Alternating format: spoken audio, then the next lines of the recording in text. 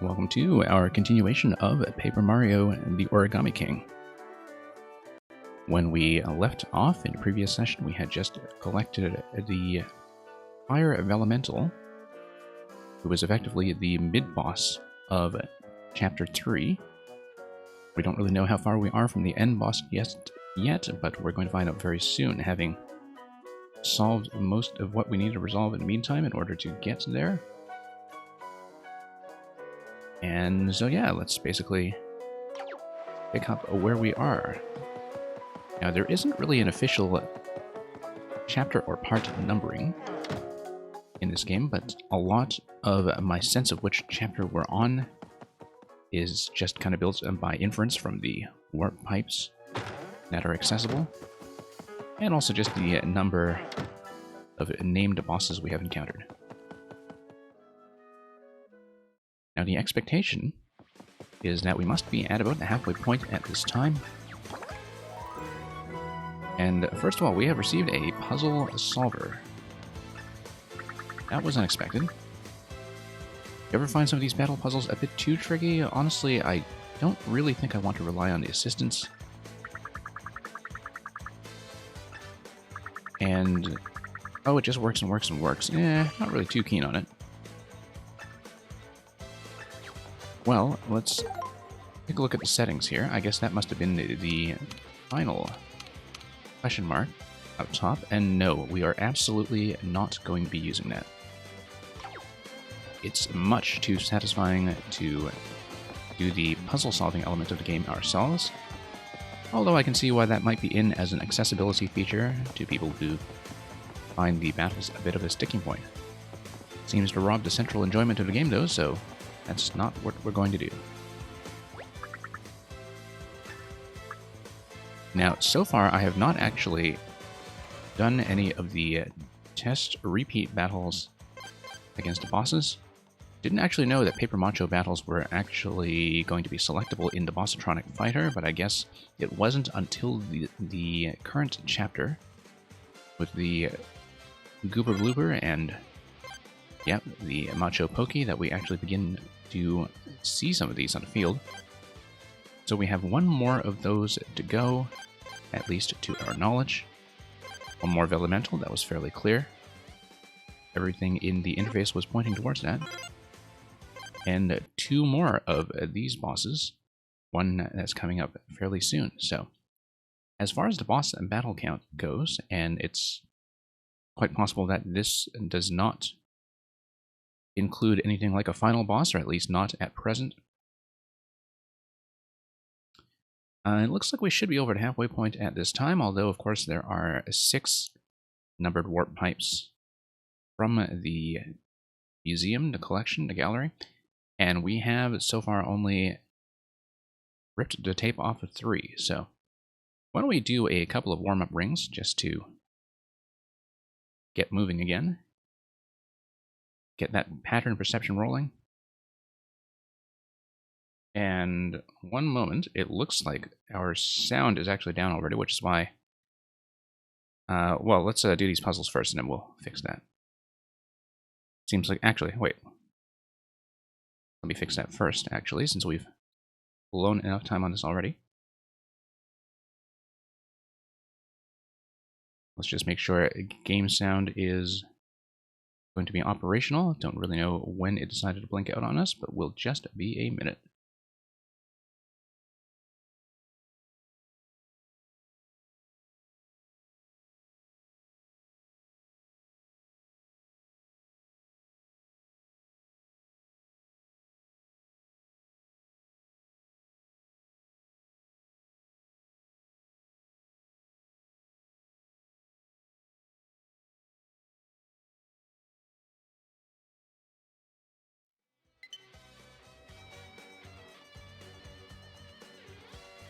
That has been acting up lately awfully often, beginning with the last stream, and it will hopefully not plague us for too much of this one.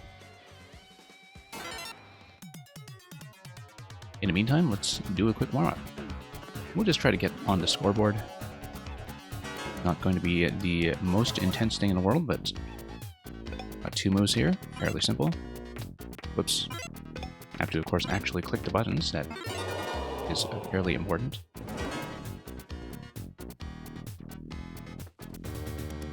And this one... nope. Go. Just have to get some of the misclicks out of the system. You can see we're burning way too much time on each one already, just from the interface entry. But, yeah, quick rotation, there we go.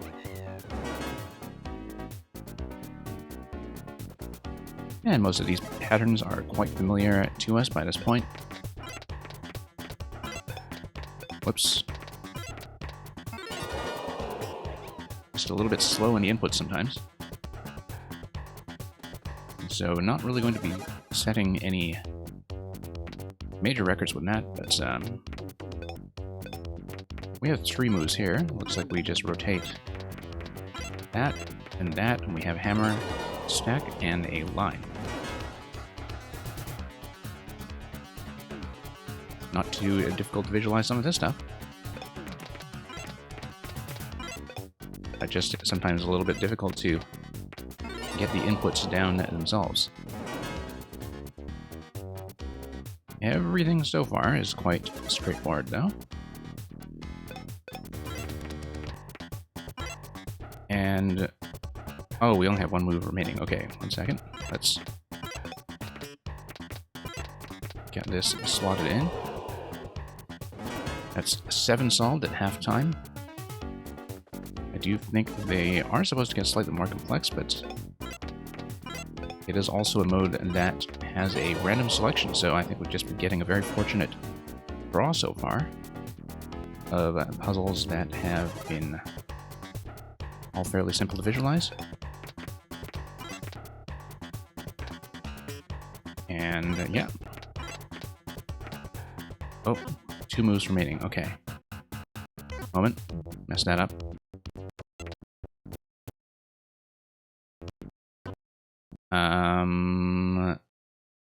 Let's see here.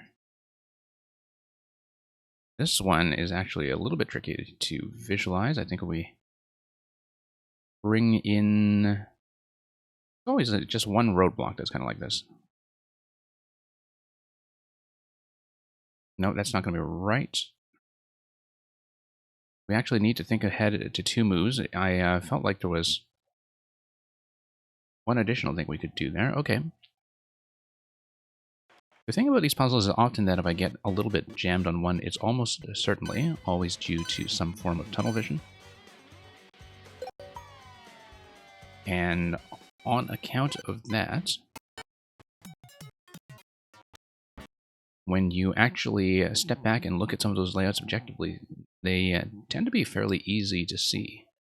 Nothing in here is too forbidding, although when you get into some of the layouts that require 3 moves, it can be quite easy to do things just slightly out of sequence.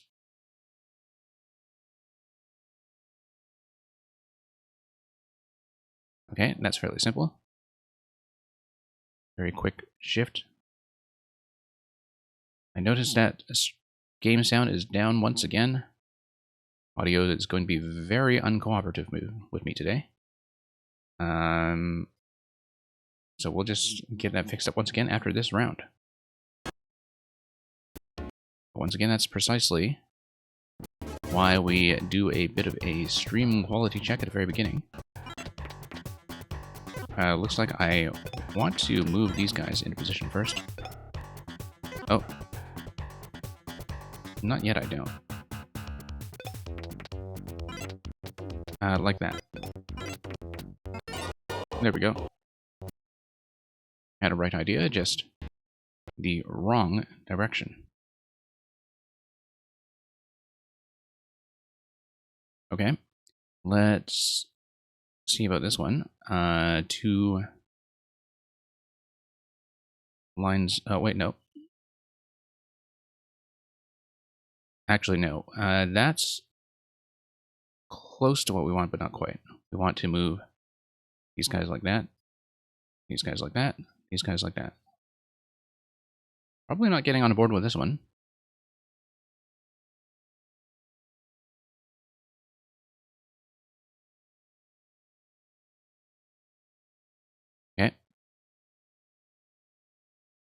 But if we can get over 8 solved, we'll be doing a little better than usual, so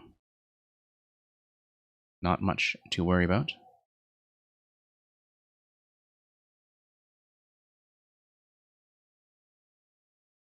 In the meantime, yeah, fairly easy to spot some of these. Just need a couple of good draws and we might be able to smash some records after all. This one's going to be some kind of motion in the middle ring like that. No, hang on.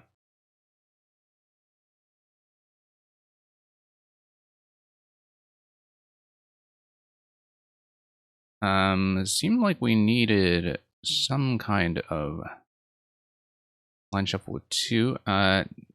Actually, no. I was just about to spot what it was and just had a bit of a choke as usual at around the number 8 mark. Not exactly a new record. We've been tying 8 over and over. In the meantime, let's just try to get the audio fixed once again.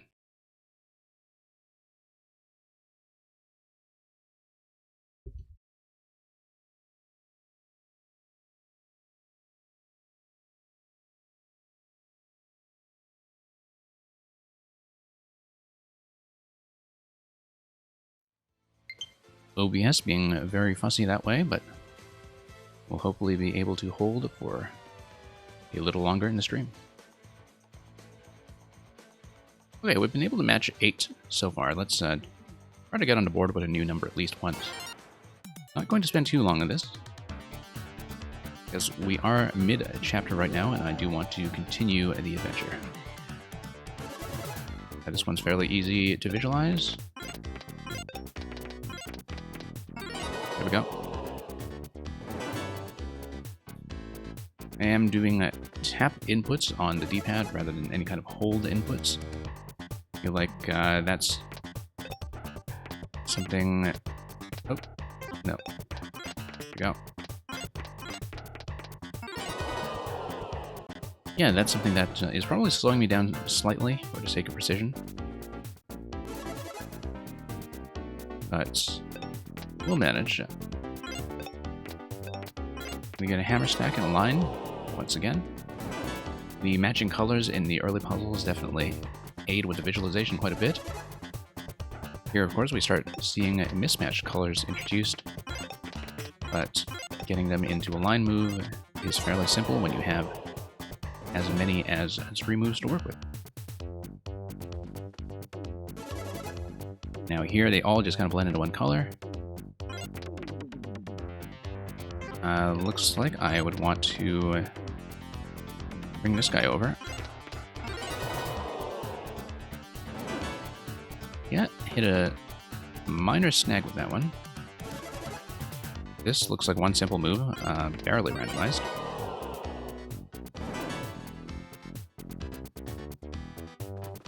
Yeah, just going to crank out as many of these as we can.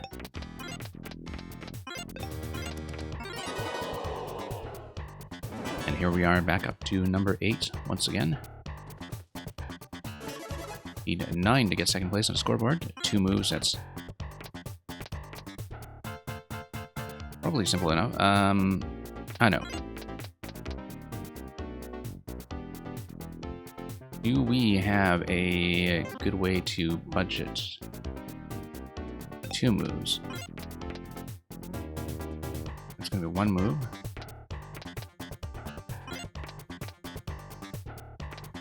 Hang on. It seems like we ultimately want kind of rotation like that, but we're basically 2 moves short when it comes to... Actually, no, we've just about got it. Just need to move both rings into position. Burned way too much time on that one, considering that it was actually very simple. Just needed to think about getting 2 rings into alignment. Both positions. Now, this is the one that has been sticking quite a bit. And it does require some kind of line move prior to doing that. So yeah, that's been consistently a blocker, and I may just have to take a look at that separately. In the meantime, that's just a little bit of a warm-up. Let's get on with it.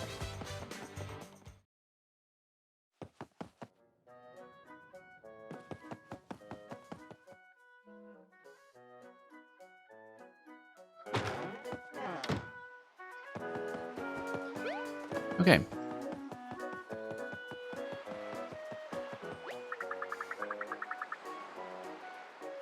Yeah, I would say that streamers in general have not had the best reputation lately.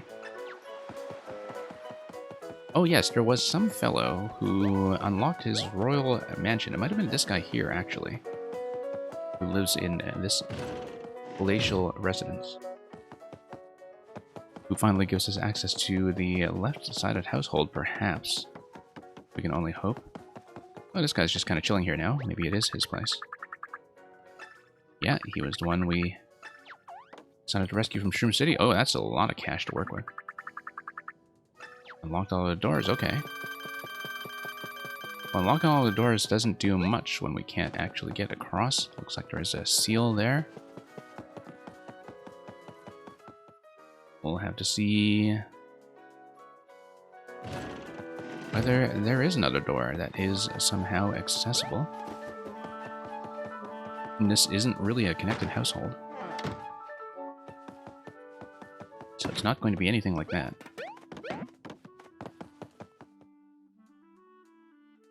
But it does seem to have been a consistent sticking point that we haven't yet figured out how to get upstairs. You can see that there is a piece of tape that we can rip off to kind of create this staircase over here. It does require us approaching this entire structure from the top. And unfortunately, I don't currently see a way to do that, even after all this time, and even after the promise of unlocked doors. So, not really sure what else remains to be done, except... well, let's see if we can talk to him again and see what happens. By all means, explore the grounds of my enormous house. That's no useful clue whatsoever, although you can see that this is his portrait on the wall, being a wealthier fellow. And here we finally recognize this as being the Princess Peach cruise ship. So yeah, until we find such a way to get across, it's probably not going to be useful.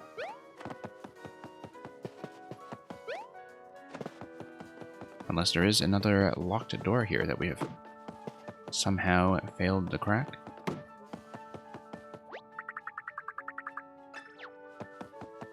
Alright, let's come back and think about this later.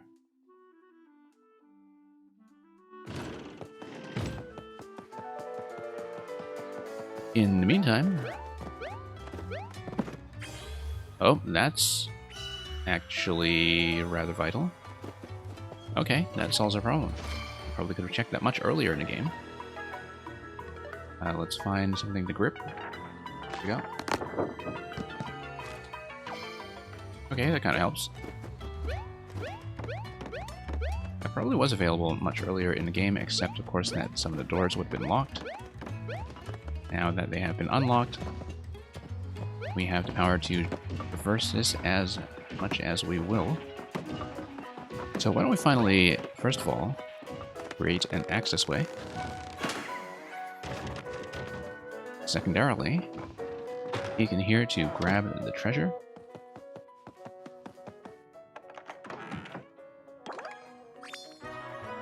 That's just going to be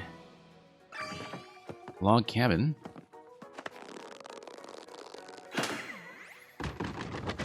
The integral of 1 over cabin d cabin.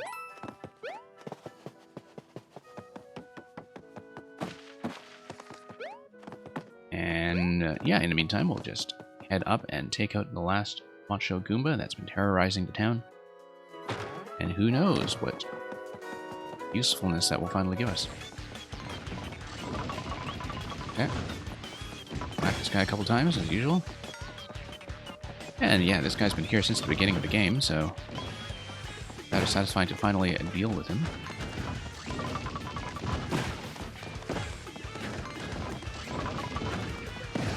And so much for that. Seems like we have a rather critical unlock here of a yellow Sniffet. We seem to be really accustomed to the idea now that characters are held captive inside the paper machos. That's certainly what happened to the captain of the boat. Confetti sales, really? Okay. Luxury confetti.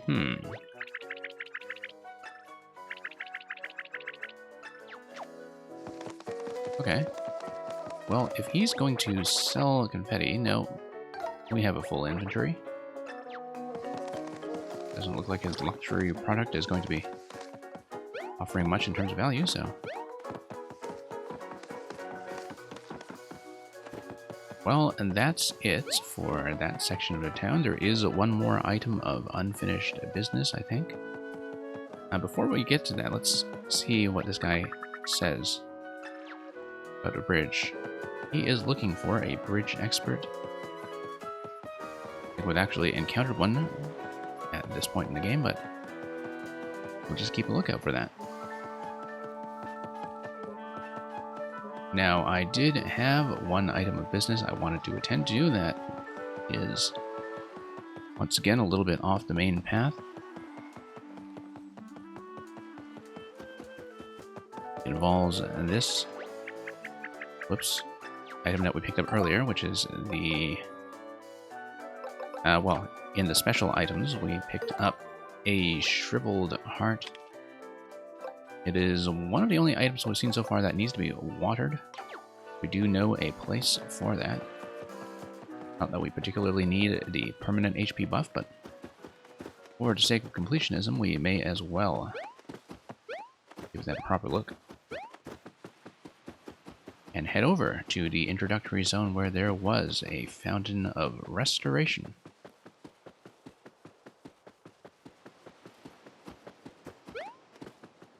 Yeah, who knows what else here has changed in the meantime, and what else we may have access to that we either didn't know about or just failed to notice.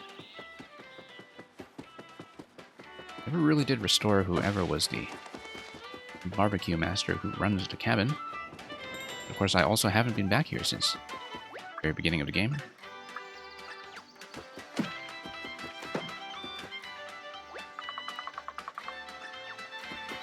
Here with the sentient wood, we managed to knock down a camera earlier. That didn't seem to do very much for us. Yeah, don't know if anything with this guy has changed. So we'll just have to keep an eye out for rescuing that fellow eventually. It's rather conspicuously missing flowers from that pot.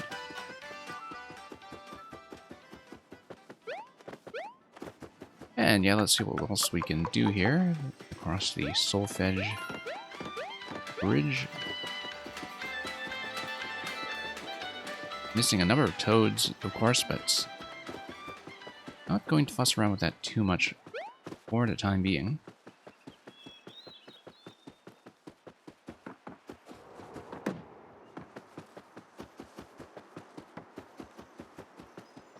And yeah, just going to make our way back to the fountain. There probably is some method of fast travel we should know about, but that's alright, we'll just play this way because we can. That's assuming, of course, we can actually navigate our way back to where I wanted to go. Oh, never actually restored this patch here. I don't know how we missed it. Seemed rather obvious.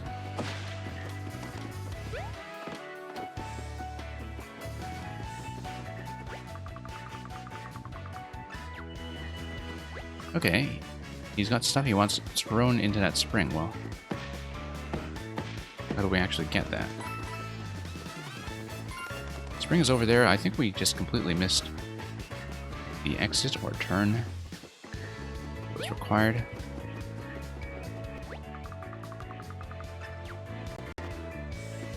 Pulling that at this point does nothing.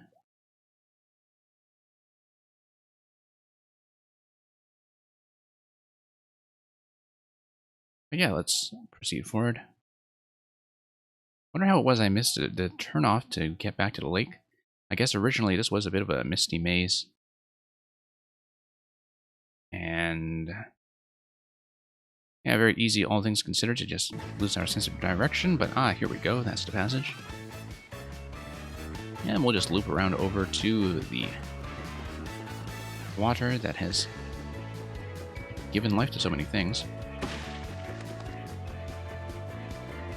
including the seed that led to the revival of Grand Savvy. Oh, wanted to whack that guy with a hammer and just missed. Okay, back to the trivial tutorial battles that can be done easily with basic attacks.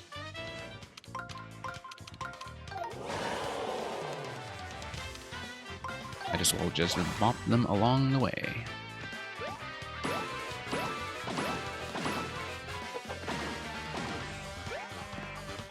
And yeah, fairly straightforward. See, of course, that our base level of damage has been buffed with time. It's not always clear to me how the numbers are changing, but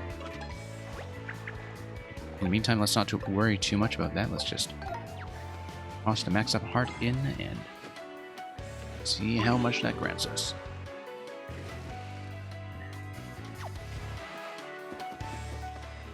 Okay, that's just going to be a +5.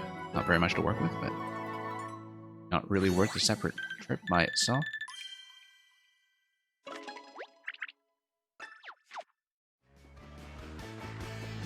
And yeah, it tells me that I'm a little bit stronger. I don't know if that's actually going to affect damage numbers.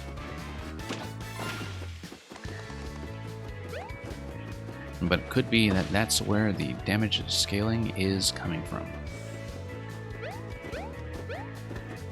Wasn't totally clear on that, not having tracked our player upgrade progression very closely. But yeah, let's head back to the desert now. Heading back to the desert will, of course, just allow us to continue from where we left off. We had cleared the fire of elemental and had restored all the gems to their respective towers. So that's one puzzle sequence that's already been resolved. And what is left at this point is to activate all the towers in order to raise the ancient temple from the desert, which will no doubt lead us to an additional boss, or at least a pathway towards a zone that will lead us to an additional boss that will allow us to unravel the yellow streamer. We'll see how long that takes and make a decision from there as to whether we will continue past that for this session. Very difficult to tell in some ways how long each of the segments are going to be, given the pacing of this game so far.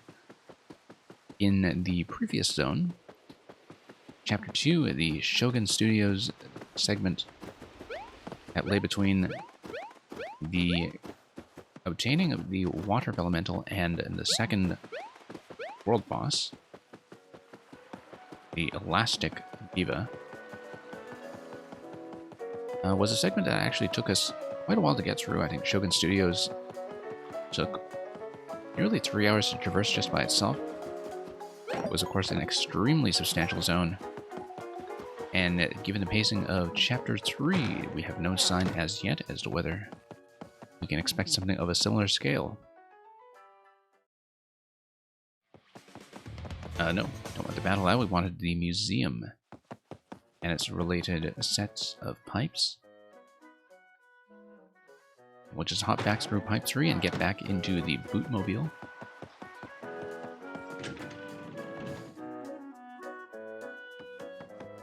Still have to see how Captain Toad, the Captain Toad of the deep past, who had access to that spaceship you see in the museum, how he is going to figure in to the plot that we are unraveling with our new companion, Professor Toad, who has taken a very keen interest in these matters.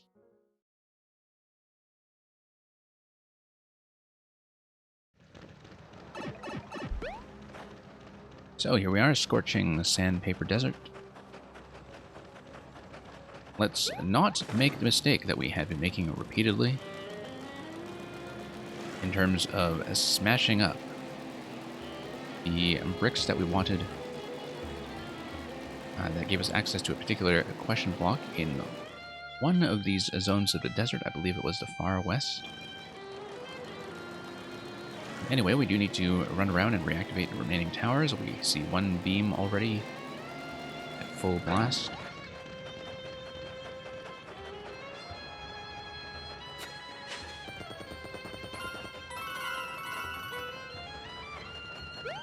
And in the meantime, I've taken note of the fact that there is a save block outside of each tower. That seems rather generous to the game in terms of save block placement. So we'll see what that's all about. It's unclear to me whether each of the tower activations will have some kind of additional event that is associated with it. The first one we have already activated because the cauldron had been lit in advance. Did not really give us such trouble. But at long last we have the shiny hurlhammer, and we can smash these things with impunity.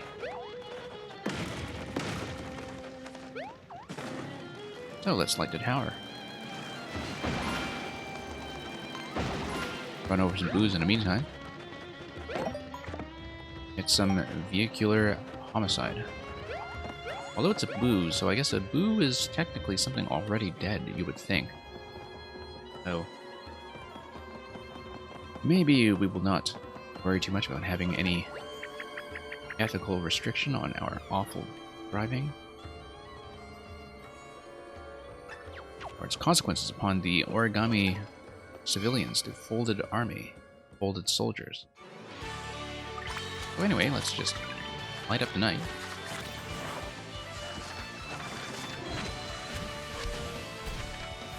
And we've got 2 more to get through. Everything has been installed in advance to make this happen, so this part of the adventure should be somewhat truncated. But of course, we still have no sense whatsoever of how long the adventure will be in the location that is going to be unlocked when all of the beams are shining on the top of what we are told is an ancient temple that should rise up from the sand. Professor Toad is extremely impressed.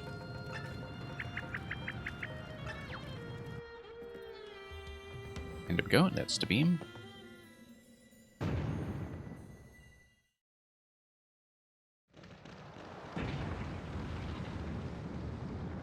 And we'll just wait for this to rotate around and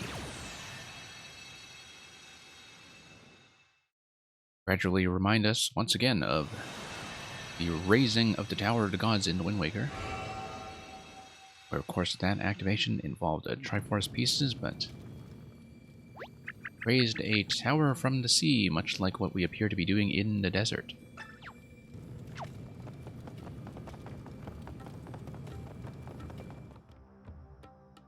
Yeah, rather enjoying a lot of the locations here so far. I mean, this is a vast and fairly open area. A lot of somewhat empty space to cover, but that's what the boot is for. To just give you a proper sense of scale in the desert.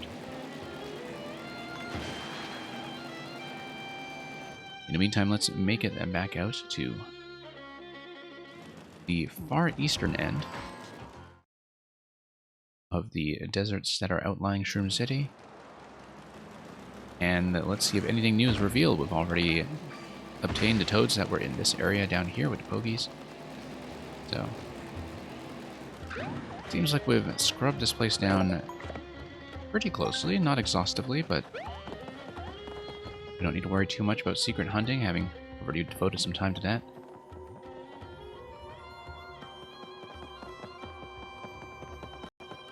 And we'll just go through the motions. You want to skip the whole performance? Yeah, sure.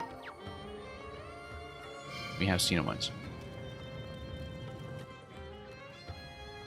And Professor Toad has already been suitably impressed.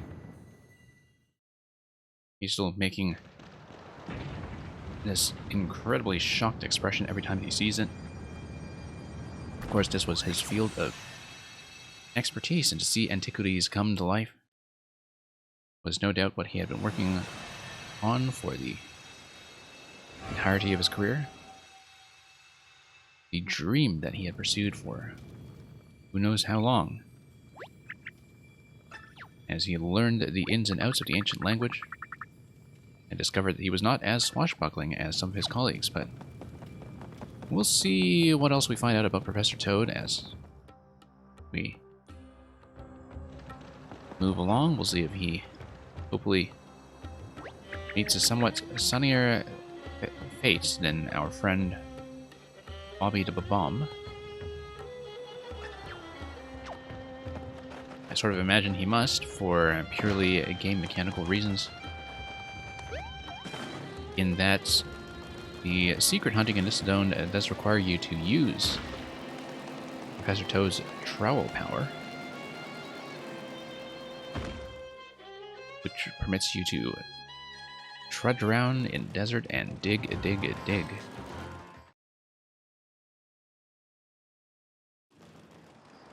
So, given that the game, I think, would probably be pretty generous about letting you do a completionist sweep of all the 100% collection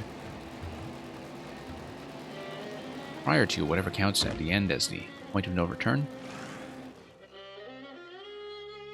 I think Professor Toad is certainly here to stay. In the meantime, we can just pop out here, grab some coins perhaps. Yeah, just gonna be coins. And we'll avoid some of those fights in the meantime, although it might be interesting to see if our damage numbers have gone up. And let's poke around some more.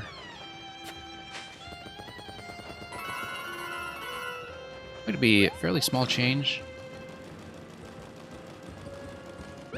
That's in comparison to our bank of 20k, and this is one game that really does enjoy its sudden and dramatic coin dumps.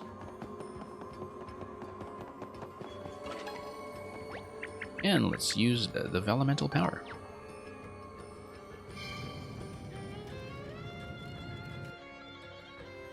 And rotate the tower once more.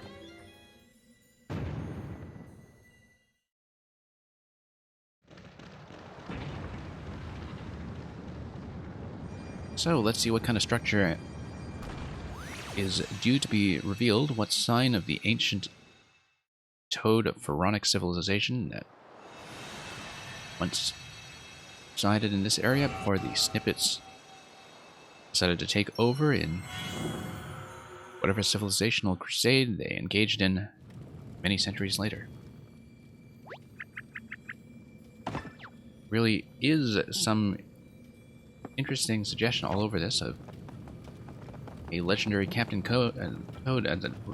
Captain Toad, rather, with the weird sort of quasi-Dutch fantasy spelling, quasi-Arabic and Dutch fantasy spelling, who is said to be a legendary figure from the past, but clearly had access to a spaceship from the past. It's going to be fairly interesting to see how that plays out, I think, if the game actually ultimately delivers on that.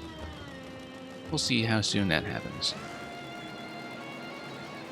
I think Professor Toad, as much as he likes to constrain his movements to the desert and the desert alone, and as much as he refuses to leave, would certainly like some answers on that score. Well, let's just ram some of these guys just to get rid of them in the meantime. Alright, let's just do a bit of a test battle here to see how we're doing for damage output. Seems like we have gone up a point. Don't know if that'll give me a bit more of a buffer for taking out the Pokies in their usual configuration. Hang on, we have 2 moves, okay. And that's going to allow me to do some clustering, isn't it?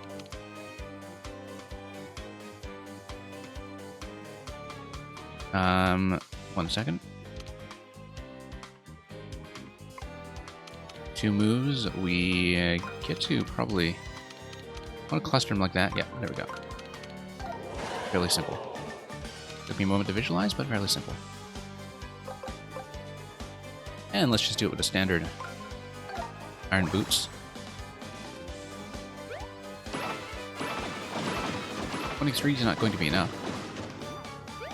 But worth a try. Let's take a look at the hammer in the meantime. Standard hammer, see how we do. Only 22. Then that was only a great attack, and our friendly companion is quite able to assist in that score.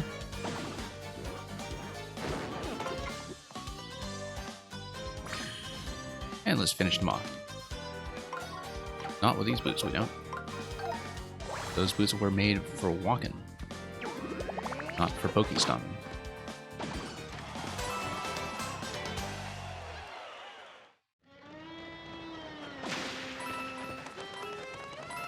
Okay, we were here in the first place, and alighted from the vehicle solely to dig up more coins. Let's proceed.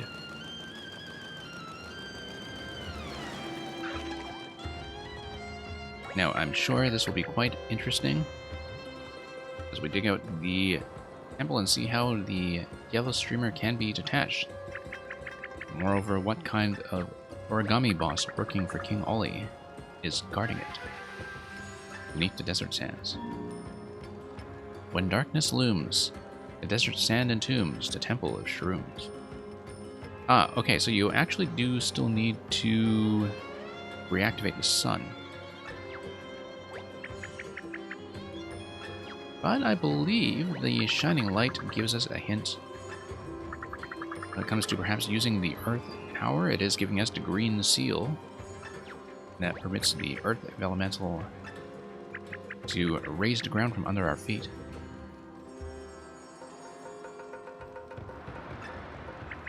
That does not, of course, involve the reactivation of the sun.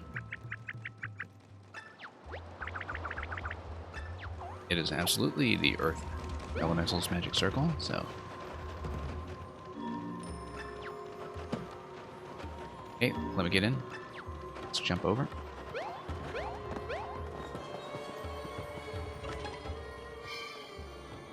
Let's apply the elemental power.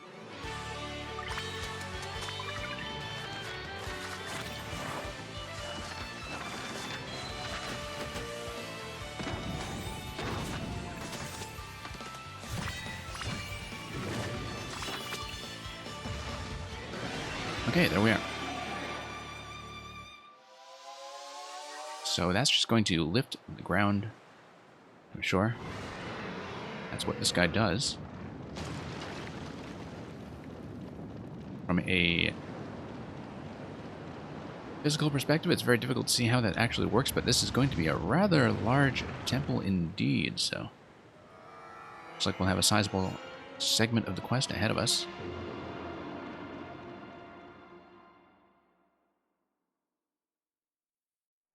And quite appropriately, the game is going to save, and so... The ribbon is logging off the very top, which kind of indicates to me that we need to traverse the temple in its entirety and come back up through this entrance, or rather exit.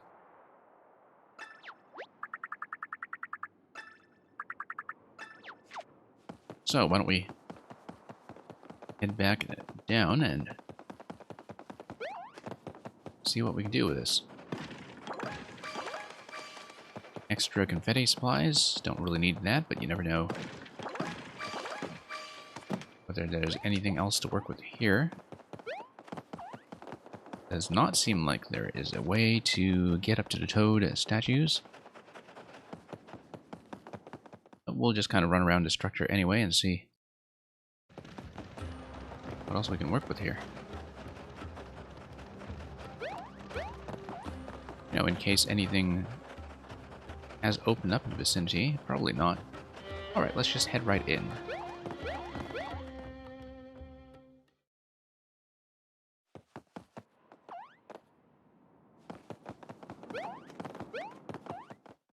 You can see that those confetti jars all replenish.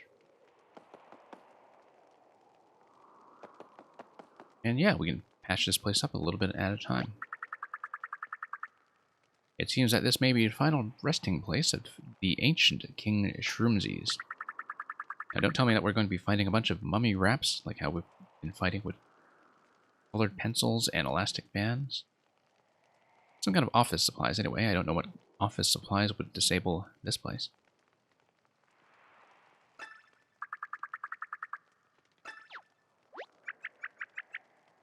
So it's something dependent on sun. And we should be wary of traps. And for that matter, spiders.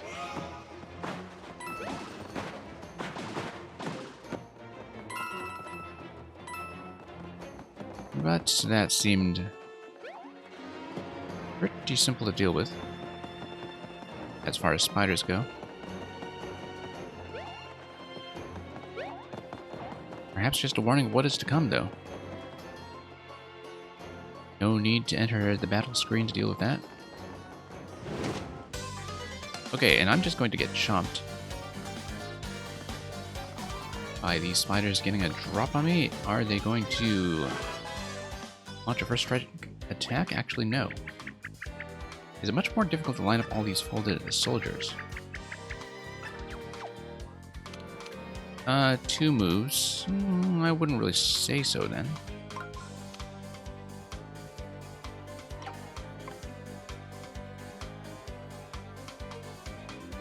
Yeah, to get them all at once is maybe a bit of a challenge. Oh, wait.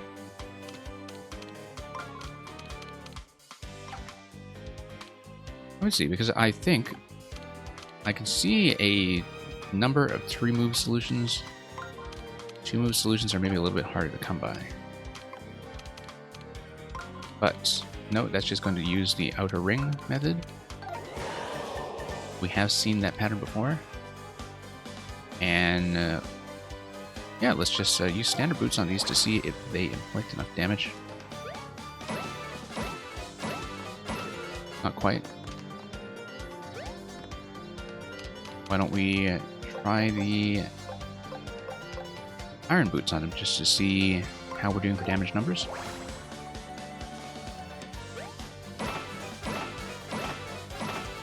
Spree is also going to be not quite enough. That's just going to break. Well, luckily he's going to help us clear a stack. That's quite a flanking attack over there. Moves 2. Looks like we should be going for another line.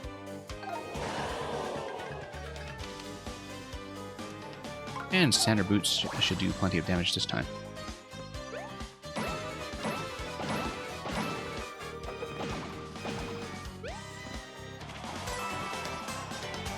Yeah, rather imperfect, but we got the puzzles down. And what are we dealing with in the meantime? Lots of spike traps everywhere. Also some passages we can wander down to the left. And for that matter, at the top. Right here, I gotta check around for. Looks like blocks or other things to stand on. Okay, I guess we need somebody to stay there, somebody on this side as well. It looks like this will probably be some kind of arm spot for us to use Olivia's power to grab at this panel and pull it down. Hey, Electro Dude, welcome back. And yeah, I hope that was a useful playtest for you. That's a great concept, by the way. Really looking forward to showing that off in a full release. Not going to do a very long session today. I mean, we just started off where we left off in the middle of Chapter 3, as you saw with the defeat of the Fire Elemental boss at the end of the previous segments. We just entered the final temple of that chapter here. And yeah, still have to see what we can do with it. Looks like we need to pull this down somehow. Need to exert some weight on this panel over here.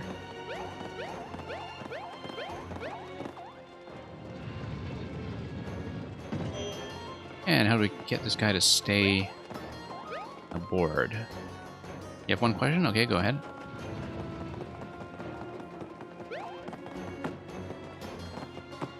Just tap some of these panels, perhaps. Quite possibly something else we have failed to notice and unlock. Let's check around this area again, just to be absolutely sure.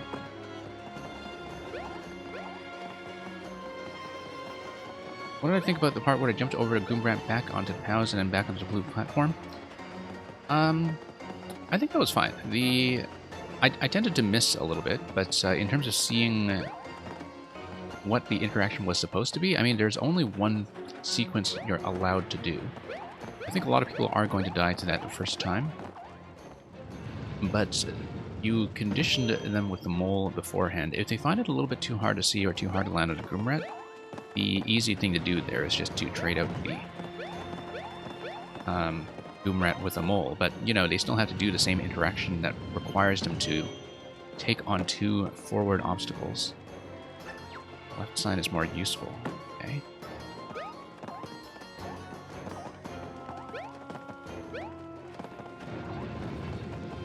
Check.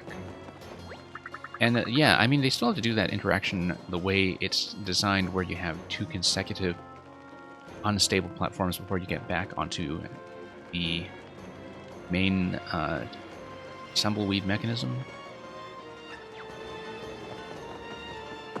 And so yeah, I think it's fine. People are going to die there. But it's very easy once you die to see what you're supposed to do. And it is something that you can do blind if you're actually paying attention.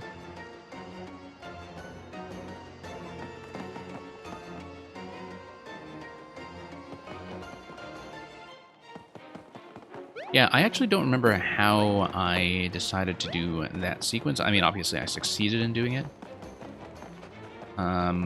But off the top of my head, I can't quite remember how my personal sequence looked. Okay, the right side is more useful. Let's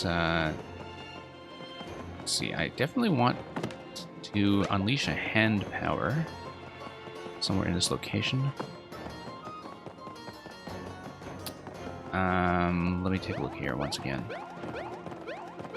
I definitely want some kind of weight to remain applied on this side. The left side. Okay.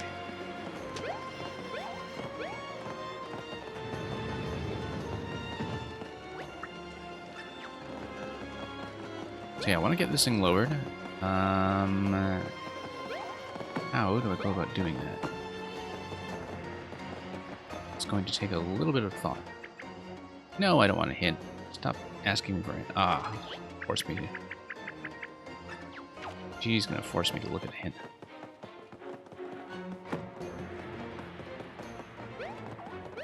No stairs on the other side. Can we dig up a clue somehow? I mean, we haven't really looked at whether there's a matching set of steps on this side. So you were wondering.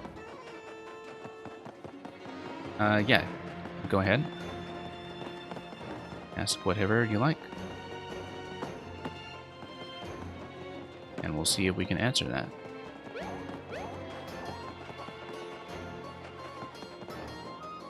More clear anyway, okay. Just try to whack some of these things. We know we can apply weight to this. It's quite possible, actually, that I need to step on this and maybe hit the toad or something. Let's try this once again.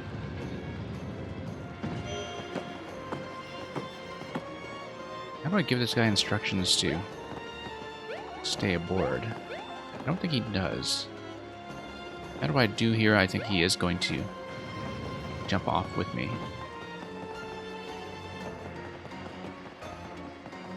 So... could be I need some kind of detection mechanism to proceed.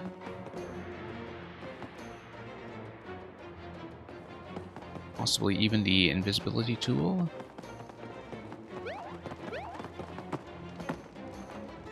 This guy keeps disappearing on me. Confirmed that the boss was good. Yeah, I'm pretty satisfied with it. I do think, as I said, that the secondary bounce, once you get off the muncher, is going to catch some people off guard and kill them outright. I found that I did have enough of a margin to dodge even when I did get unexpectedly launched by that, so I'm not too concerned. I think the timing is great. The length of the fight is just right. Okay. I'm missing something about the stairs here, and oh, you know what? Maybe I should just toss confetti on it. That seems to be the simple thing to do. Didn't look like a confetti hole, though. It looked like something that we needed to actually tear down with our hand power. So maybe there is some kind of vital difference we're looking for. Yeah, sitting on this activates the blue side.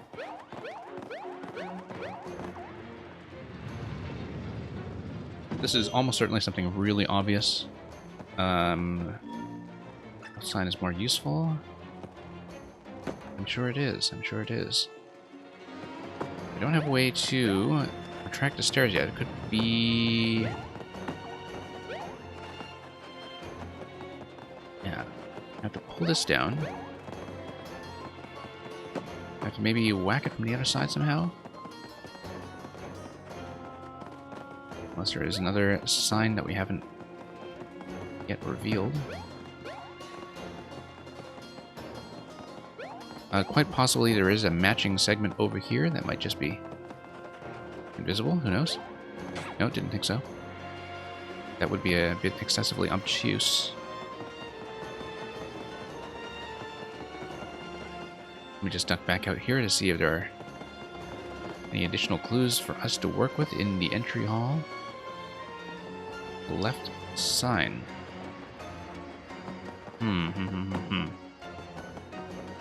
Well, don't want to injure my pride here by taking a hint.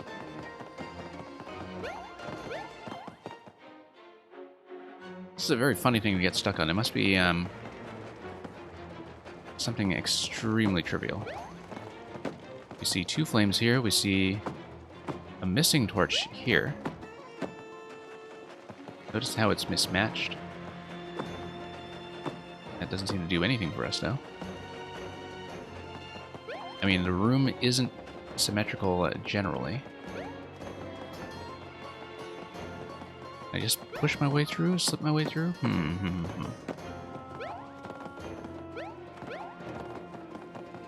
Yeah, somehow need to get this guy up there. Oh, you can dig with this guy. Yeah, okay. So I guess we need to find digging spots. So I guess we can dig wherever there is sand. Yeah, I haven't really been using this guy's power. Why don't we check the front hall? Okay, I see.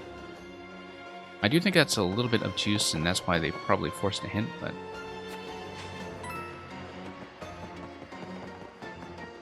It looks like you can dig in every spot where there is sand available, so I just want to check this location once.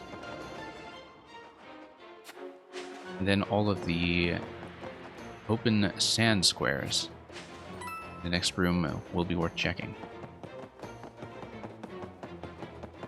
That will probably perhaps uncover a hand power slot that will allow me to drag everything down with me.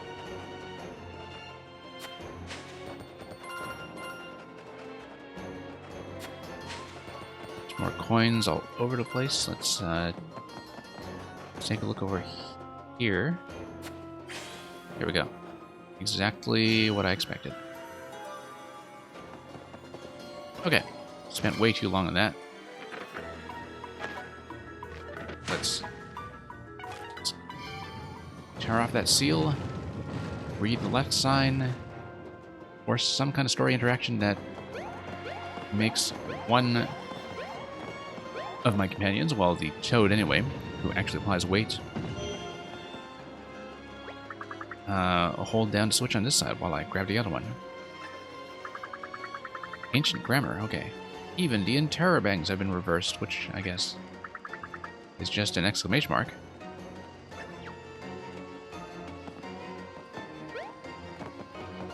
So yeah, thanks for the playtest on your side as well.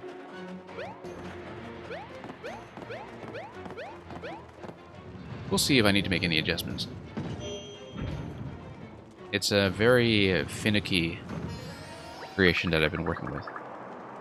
So, at this point, I'm very reluctant to do anything that might break any timing whatsoever. But in the meantime, we'll just quest around in Paper Mario and think about the problem separately. But yeah, no, it's very useful to have some additional eyes on that before launch. I mean, you know, sometimes with things that are points of frustration, I think we all just have to decide, is this going to be intended difficulty? Is this something that we just want the players to deal with? Okay, so let's walk around in the dark. We're going to see more figures of the Pharaoh, King Shroomsies. This guy's afraid of his own shadow. That's definitely not good.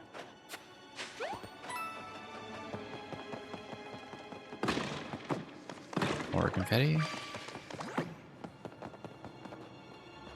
And okay. That is not just your imagination. That's probably just a very large shadow cast by something small and not that threatening.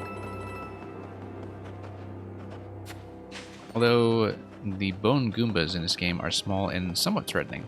Yeah, you can see these gigantic shadows that are cast by each of the characters. Ow! That kind of hurt. Devil's Curse, or just a shy guy hanging around, swatting you for 1 damage. If that's going to do anything useful.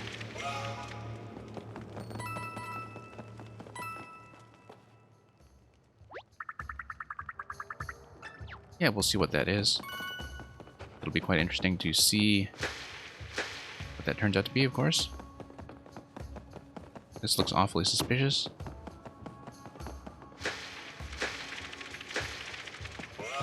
It looks like we're running out of confetti already. That seems rather quick. And we have a save block coming right up. So yeah, I would assume we're going to be fighting a bunch of bandage wraps or something. Although all of the bosses have been office supplies so far. And who knows what lies in store. Really do need that confetti refresh quite soon. Also have to keep our eyes out for a pipe.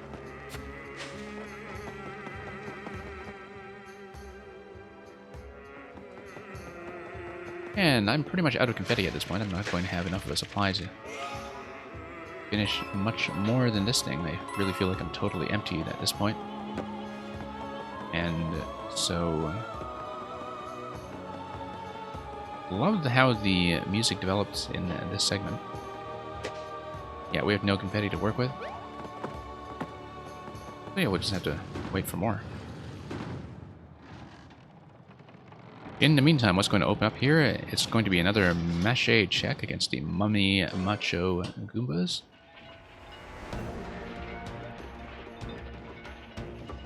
And so, okay, we'll see if we can break their seals. Yeah, it looks like they work pretty much the same way that Mache Goombas usually do. They just take more hits. Oops. Look out for all the holes, okay. I feel like that guy has to get on that switch. Maybe I'll just get on that switch in his place. Teach him a lesson. Okay, just have to head back and press that thing.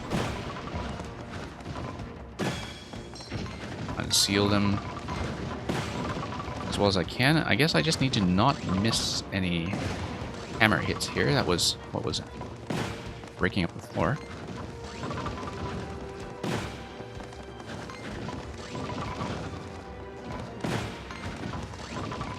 And, whoops. Yep. Okay, let's fish our way out of here. Yep, just can't afford to miss even once. Don't know, that's going to be the only phase? I suppose it is. Still have to look for that confetti refresh. Because we did come into the temple with a finite confetti budget with a full bag, but oh yeah, that's going to just replenish completely. That's what you get for smashing up the paper mache.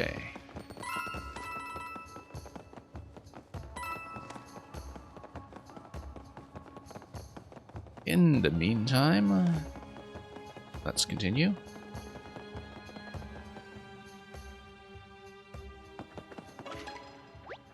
How curious. What could possibly be attracting the attention of that many spiders?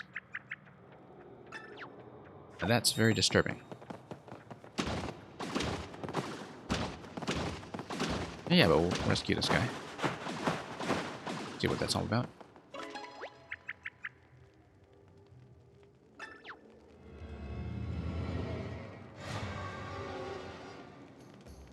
That is very disturbing.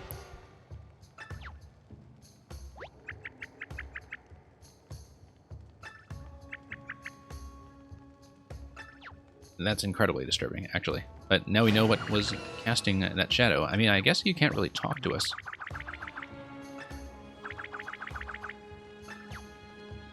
I'm sure that hurts, actually. He is absolutely in distress. He has no mouth, and he must scream.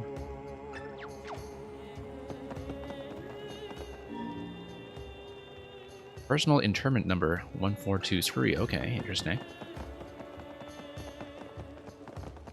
Hey, look at that. It's a Triforce. Oh, no, no. Okay, no, no, no. We need to follow the sequence here. Never mind. My mistake. They are numbered, and it is going to be 1423. I think we just need to activate the switches incorrectly. See what happens. It's going to be wrong. Let's just redo it.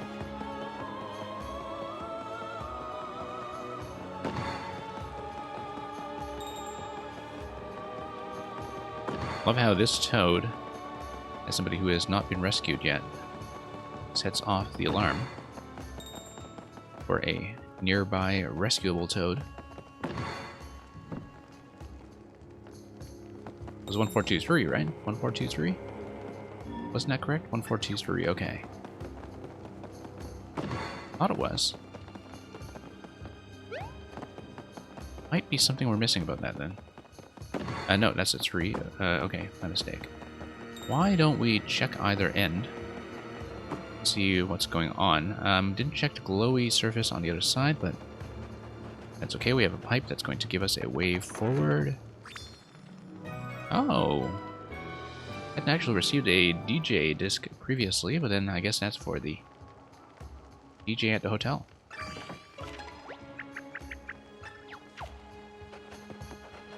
We'll check the pipe afterwards. I want to go back here and see what we are missing about this puzzle. Looks like that's going to be quite a treasure area. Let's pick some fights.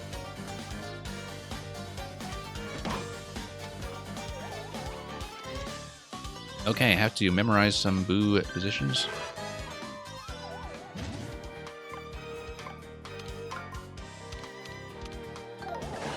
Oh, actually got it.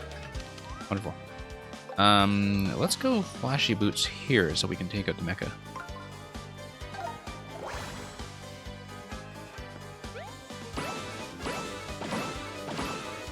Now, we don't need a complete kill on the other stack because our partner can clean this up. So I think a hammer will probably just do just fine. And let's see him get the finisher. Dig that.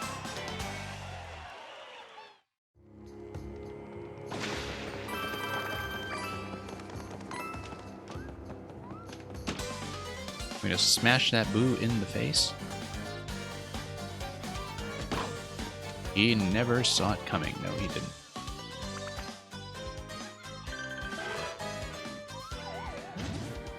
Okay, this is interesting as far as the boo stacks go. I want probably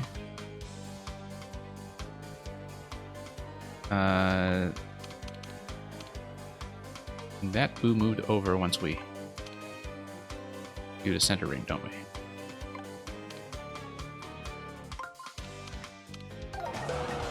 Oh no. Oh, only one move available? Okay, no. I completely whiffed that. Okay, never mind then. Maybe a little bit harder than I gave it credit for.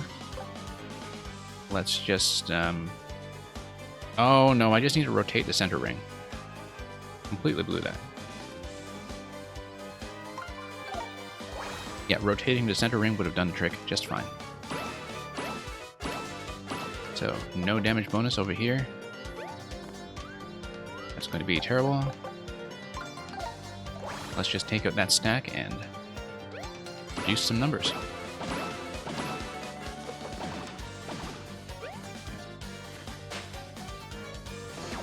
And he's going to totally whiff. Don't know what affects whether the partners actually are able to land their attack.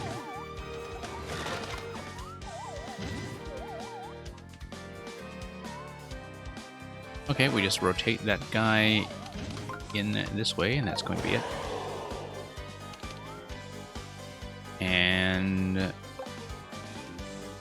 yeah, let's go flashy.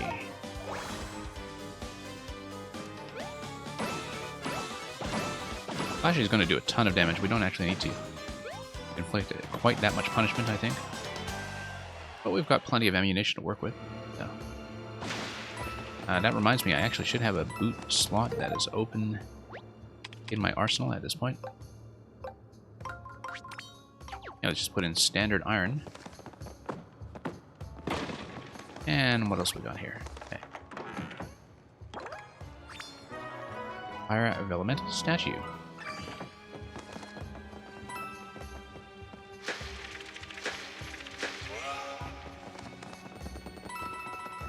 And we have one additional chest that I have not been able to access, but that's what this little segment is for. Also missing a toad rescue, it seems. I was activating that.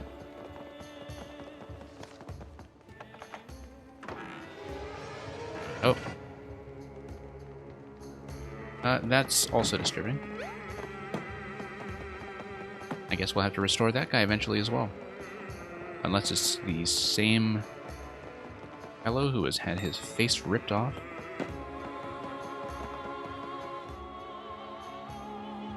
That's extremely disturbing. It seems like the enemy we'll ultimately face in this segment is all about ripping your face off. 1423, I wonder why the code has not yet worked. Let's try that one more time. I don't think it's going to do anything, but... 1. This is definitely a 4. This is definitely a 2. 3. Oh, okay. No, I just misentered it last time. I mixed up the 4 and the 3, I think. So yeah, that's going to be fine. That looks very much like main quest content, though, so why don't I check this pipe? See what's going on down here.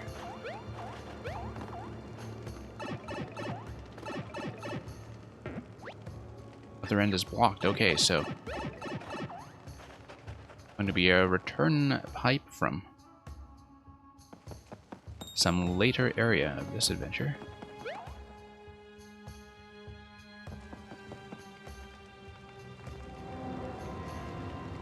What are we looking at here?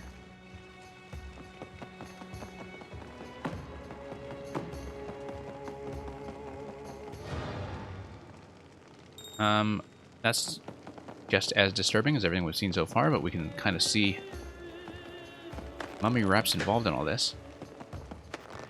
So, or maybe they seem to be made of the same material as the spider web, actually. We might just be in for a massive spider boss spinning its silk.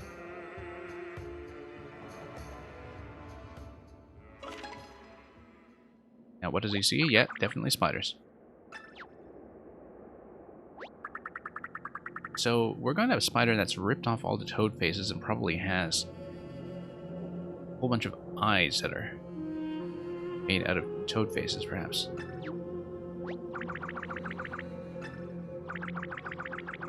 Looks absolutely dreadful, in fact. Hey, actually managed to snipe that guy.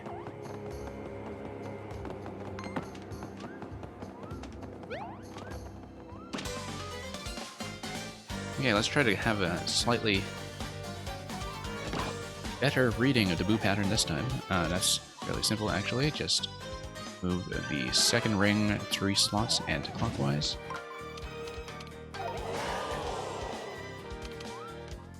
And yeah.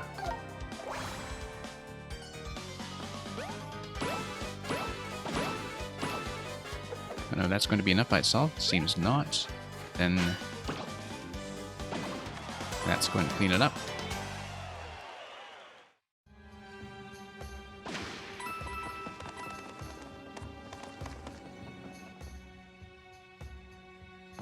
Okay, so what are we looking at here? It's going to collect that. Tap this. I do want to go back through this area and check everything that has been made available in the meantime.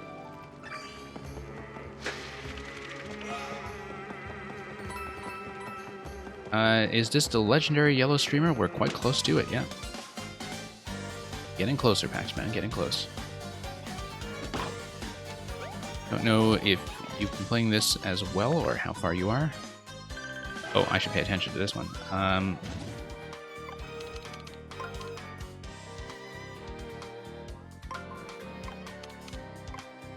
I was not paying attention, but... okay, almost. Almost. Just misread that one. Well, let's try to take these out efficiently. Probably going to just go... I don't know. I'll have to leave some of them on the board, I think, but a single stomp should probably disable the dry bones for the time being. And we just need to make sure they get cleared off the board at once. Oh, you don't have it. Okay. I've been very impressed with how this game has taken off. I thought it got off to a very slow start. I wasn't really that enthused with the first zone and, say, the first 5 hours even. But part of it was because at that point it had not yet really made full use of some of the newer systems that you now see on display. And now that we're seeing it, and now that I'm totally forgetting to pay attention to the boos once again, I feel like it has become much more interesting. Let's just... Okay, not quite. Yeah, dry bones do just have to go down at the same time that the battle completes, I think. Yeah, they have to be down the turn that you get a kill on everything else, I believe, but it's hard to tell because I don't know what their HP pool is. So, yeah, I was just off by some important move. But yeah, I really enjoyed the battle system. And the quest content has taken off quite a bit as well. I mean, it was fairly a standard overworld Paper Mario fare for quite a while, but there have been some scenes and segments that have been extremely unique. Have been rather a joy.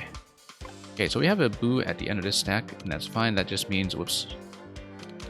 We actually click this. Wait. Boo is at the end of that stack. So this is going to complete that. Yeah, that's fine. Let's just boots these guys. And get a jump on the other one as well. I mean, it's pretty much strictly more complex and interesting than a lot of existing Paper Mario in the last few generations, I think, just from taking the existing linear battle system and elaborating on it quite a bit in terms of adding this entire radial dimension. And so, yeah, that's been very satisfying to figure out.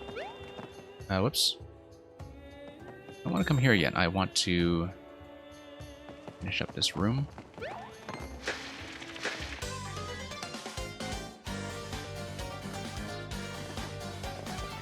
And no boos this time, but how many moves do we have at our disposal? It's 3.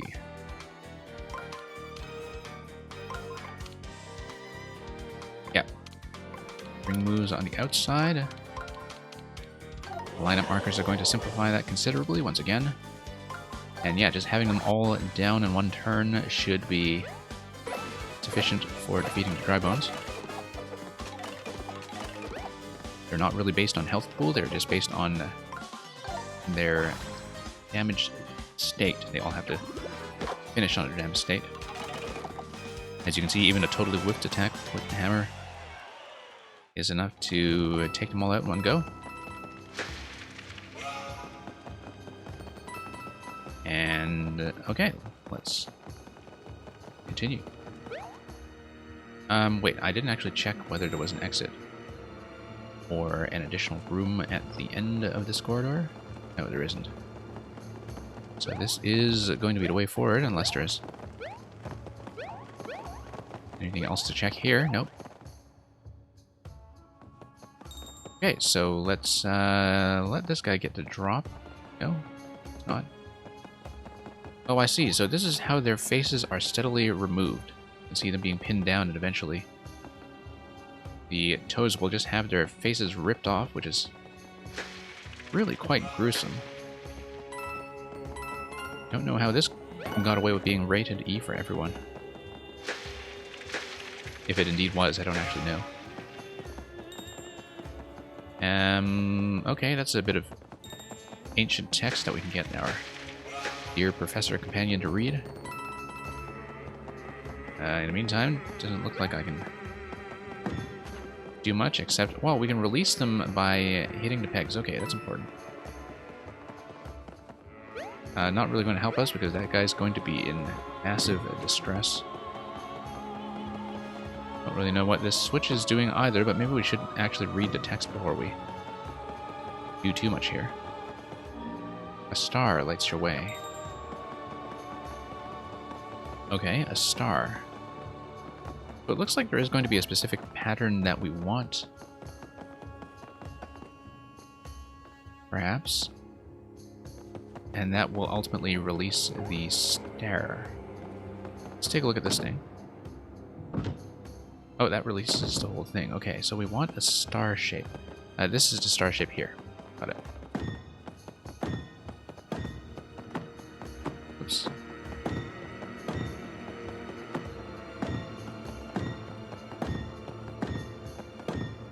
And that should solve it.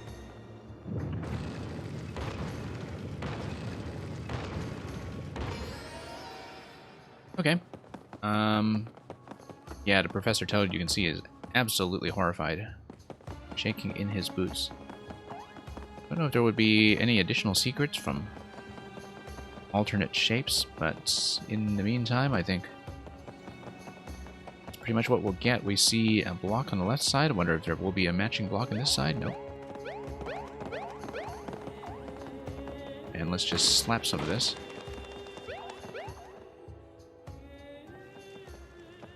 Okay, what are we looking at here? Folded Shy Guys. They will be the enemy. Nope. Not gonna let you get frisky. Okay, Hammer Brothers. That's the first time we've seen them in combat this game. We've seen their fire brethren prior to this. We have 3 ring moves to work with. Looks like we would want to go with some kind of outside sequence. Let me see here.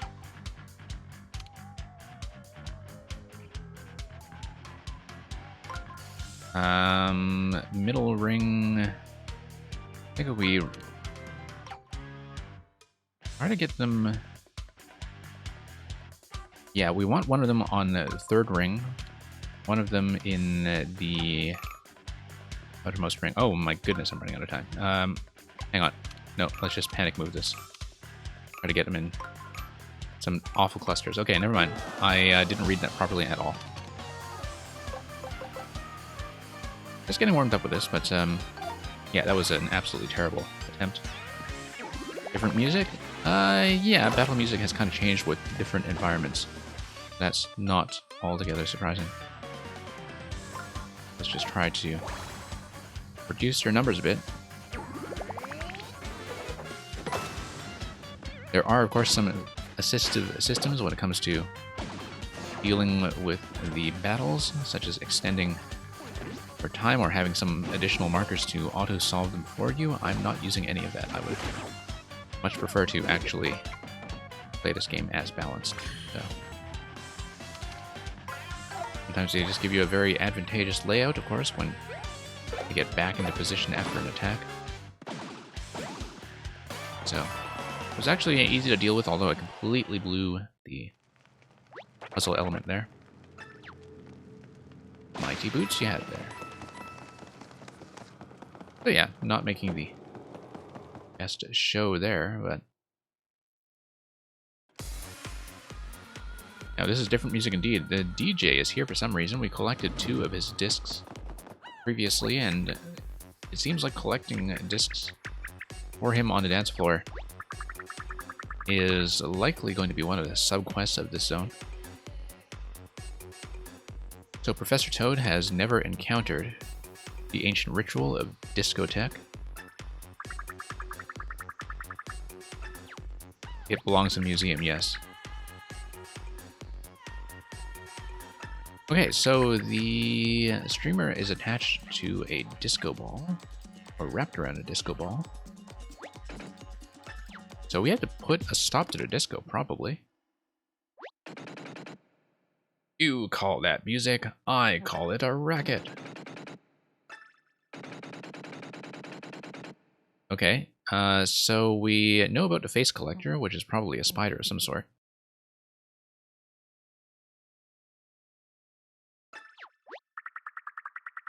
Okay, so we need something groovy. We have a couple of discs, and he's going to ask us to retrieve some more. Keeps asking for groovy music to cut a rug to. Okay. This guy's just trying to save face. Yeah, I thought it was quite groovy as well, actually. It was kind of a popping track. Hey, Wasabi Wabbit. Welcome to the stream. Okay, he dropped some of his sound discs. We have collected 2 of them already. Let's see which one is sufficiently groovy. We have 2 more to go. I think we probably have to collect all 4 in order to proceed. And also discover for environmental clues what his musical tastes are. It looks like the disco floor did have some enemies on it before. It no longer does.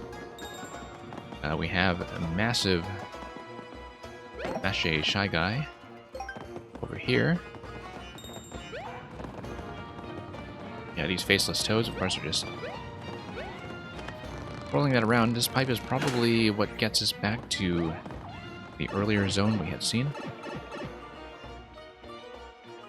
Yep, that's exactly where I expected that to end up, so that's just a shortcut travel point for people who might have missed some of the earlier discs in the collection.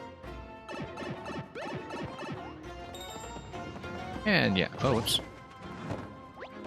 Dance with us. Okay, fine. We'll dance. Okay, once again, I'll have to watch the Boo positions pretty carefully. 2 ring moves. On the other hand, could just move the Goombas and think of.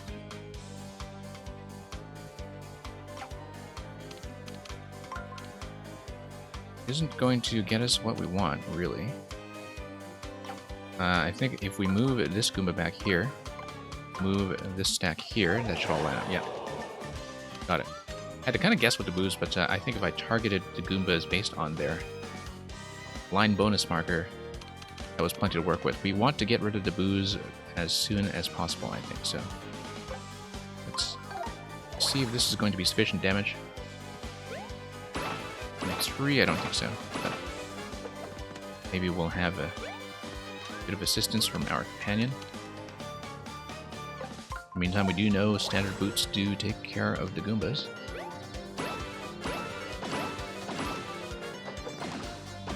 Standard boots are giving us 20 now on a Goombas, which is good. We do also know that our companion will do a trowel attack as his finisher. And so if we just take out the Shy Guys all in one cluster, the finisher should be able to take out the Boos. I think the finisher maybe only happens when you do the lineup successfully. So far I've seen a fairly direct correlation between the two. You always do so terrible in the lineup phase? Take some practice. I'm kind of hit and miss. I've had some really bad runs as well. I found that practicing in the Battle Lab actually does help. I have a high score of 12 currently in the Battle Lab.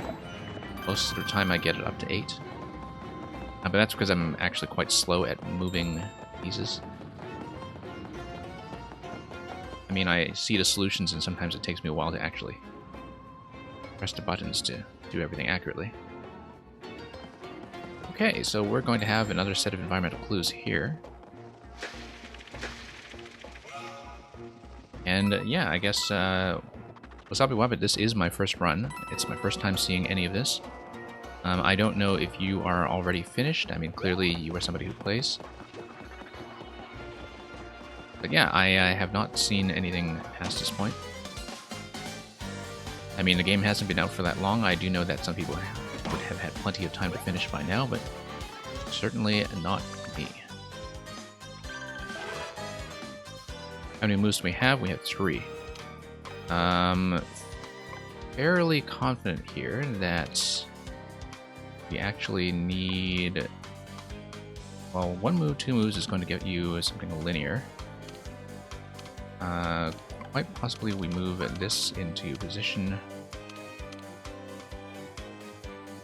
No. 2 ring moves aren't going to do very much for me here, though. Hang on. Running down a timer, too. I have to be rather careful about it. Okay, I'm, as you can see, totally messing this one up. And, yeah, no, I wanted to create a hammer cluster with one of these. Yeah, that was a total mess. And, yeah, I didn't realize it was going to be that short on the clock as well. Okay, that's fine. We'll just get rid of one of these clusters. I completely blew that one. You won't spoil anything? Yeah, that's great. So, did you say that you were already completely finished, or are you just ahead of me slightly? I guess that's why it helps to mark in my stream precisely where I am, so it is clear to people who come in that they are ahead of me. You finished yesterday? Okay, I see.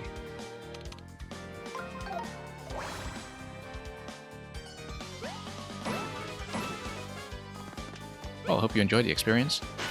I've really been enjoying it. I thought it did get off to a slow start with the first chapter with the Red Streamer, but then everything since then has been tons of fun. Here's a record. Max power. Here's a block spot for sure. No, it's not.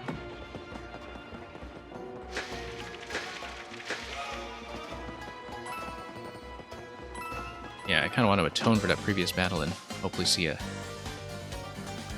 better arrangement this time. It's too bad it doesn't tell you in advance on this screen how many moves you're going to have. I mean, usually it's fairly obvious, but at the same time, yeah, 3 moves. So ultimately we'll want something like that. And yeah, I want to probably move 1 down, 2 down ahead of time. Like, move that or something. Hang on. Sometimes when it comes together, it just comes together like magic. Obviously, that's not been the case with this attempt, but... yeah. Okay, not quite. Not quite. Yeah, that was a little bit disastrous. I actually think I needed a line move here. I needed a line move, and I wanted to do something with the rest of the clusters. Yeah, okay. I don't know why people were expecting it to be like 1000-Year Door. The series has not been like 1000-Year Door since 2004, and so I'm accustomed to the idea of Paper Mario doing something different every time, and with the overworld experience remaining mostly similar. I think the problem with the... well, with Sticker Star in particular, I liked Color Splash a little more than that, but the problem with Sticker Star in particular was that a lot of the ideas that were new just simply didn't work out very well. Like, the problem was not that it was trying something different, it's more that some of the ideas just weren't great. And thank you for the follow, by the way. I have played all of the games. I didn't actually finish Sticker Star because I was just sick of the boss design when I got to the final boss. But Color Splash I enjoyed a bit more, even though it did have some of the same problems. This game I'm enjoying a lot, because the battle system is very engaging. I really love solving the puzzles, even when I'm doing badly, as I did in that fight just now. I am trying to push myself to solve the puzzles as well as I can. This really looks like some kind of puzzle that I do not have a clue for. However, I do have the Toad bells from time to time, and... okay, so it looks like we'll need something involving the arm power, probably. By the looks of this, but let me just continue to look around. This isn't a confetti crack. No, I didn't think so. The bell rings are when you equip a particular item that tells you where you can expect to rescue a toad. Sometimes they're not really telling you anything useful because the toad is quite visibly there, but it's this item here. The Toad Alert.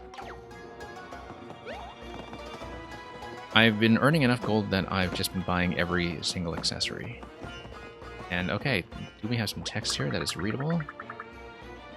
Almost as if something was dragged across the floor, so can we push this or hammer it? Yes, we can. Okay, we have some text. Awake at the moon and make a run. The power of 10 must push as 1. It's left by 3 above the sun. Okay, so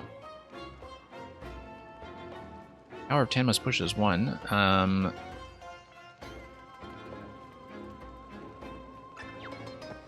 Well, I mean, 3 above the sun is in this spot here, right? But we don't have the power to do that yet, and I think we probably have to do a bit of a toad rescue before that happens. But we might need to get them down from the spider web. That's what I'm guessing. I might be completely wrong. Wasabi Wabbit, it's not a late game thing, I didn't think. That was actually one of the earliest accessories I got in the game. So I've had it since Chapter 1. So it's kind of surprising to me that as somebody who finished the game, you actually missed that. Oh, wow, we're going to get swatted in the face once again. We'll just have to... okay, no, I was trying to get in such a position that I could lure him out. And... okay, that works too. We'll just use this thing. And grab that safely, okay. Rules at night.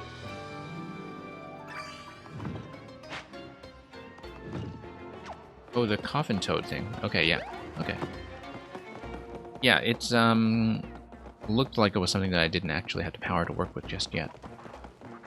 Given that this clue here was telling me about the power of 10. So I would have assumed that that's the toad rescue in this segment would be at the very least some kind of prerequisite, or that we would just have to come back later. So, who's my favorite NPC, or was? Oh, that's a good question.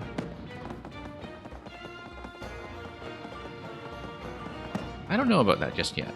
I don't feel like I am far enough to have picked favorites. I mean, we have a very small selection between, you know, Bobby and Professor Toad here and so on. Do I have all 4 discs? Let me actually just check my useful items. Yeah, we do have 4 discs, but I haven't quite fully explored the doors yet. I want to push on and see what's back here before I do anything else. Or is that just where I came in? I think it's actually just where I came in. Right after the Shy Guys. Okay, so let's insert the 4 discs. Burn them to DJ, rather, and see what happens to the disco floor.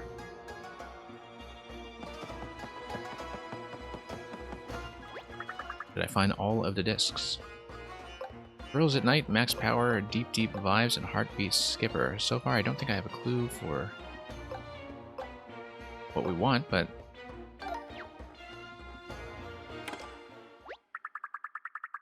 alright, this one goes out to all the terrifying monsters in the house. Let's get into it.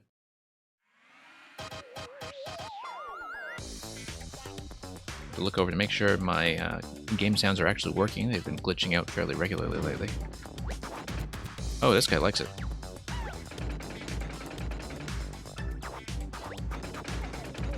He's not going to be the only one down there getting loose. And, okay. Pulling the dance floor is his specialty. I don't know about those faceless toads, but okay. Here, take this ancient portable music machine. Whoa, that's convenient. Oh, I see. Okay. So we can actually recruit the toads by kind of having them rock out to this. Great. And then once we have 10 of them, we can probably push some of that stuff around if we can actually get them stacked. Okay, so we've collected 6 of those already. Let me head down to some of the other areas of the game, beginning with...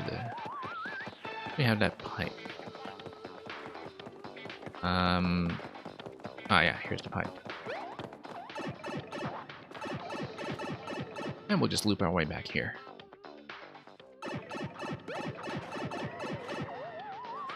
Eventually we'll have to deal with that spider web, but not yet we won't. Okay, just have to check all these locations. And yeah, there's another one there. He's already kind of rocking out from his little treasure chest, hoping to get out and join us. Still got lots to go. Kind of wonder how the boss or whoever else is behind the door might have reacted to some of the other music tracks. Didn't really get a chance to see that. Look at these guys just jamming. We didn't really check this area very exhaustively, but it doesn't look like there's much else to see.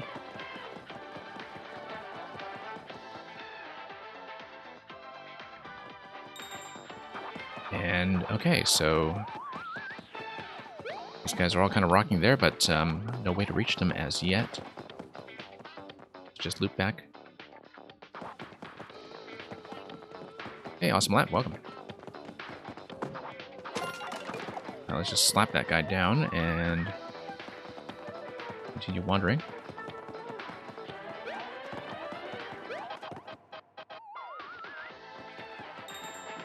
Yeah, Awesome Lab. I've been streaming unusually much, just mostly to get through Paper Mario, because, I mean, I've been enjoying it. As a streaming experience, it doesn't get much of an audience, of course, being a single-player game, but I wanted to record this experience anyway. I will not be doing that many single-player games on the stream, so Wasabi Wabbit, since you're new here, most of my stream is Mario Maker. And that's most of the community that we have built here thus far.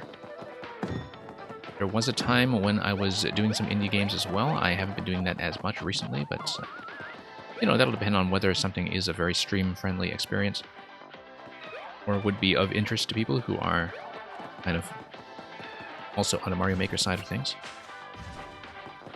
But yeah. What is my schedule? I kind of have one. I have two kind of semi-regular start times. Like I run a late night NAEU morning slot, which is the current slot. And I run a daytime slot that is like 12 hours apart, starting at, what is it? 7 Central European or 1 Eastern or 10 Pacific. And then that's something I do mostly for Mario Maker viewer levels. Usually do a big Mario Maker stream on the weekends in a late night slot. Lately, the schedule has been more intense than usual simply because I've been running this game. I have been doing this almost every night, but that will not be normal. Usually, I do about 3 streams a week that are Mario Maker, kind of a mix of the early and late times. So somebody's clearly jamming here. We have the power of 10 at this point too. Push these things around. We were told about this one here. Or, oh, no, not this one. The one to the right. Ah. Okay, no, we totally did find it. Right, because the sun up by 3 slots.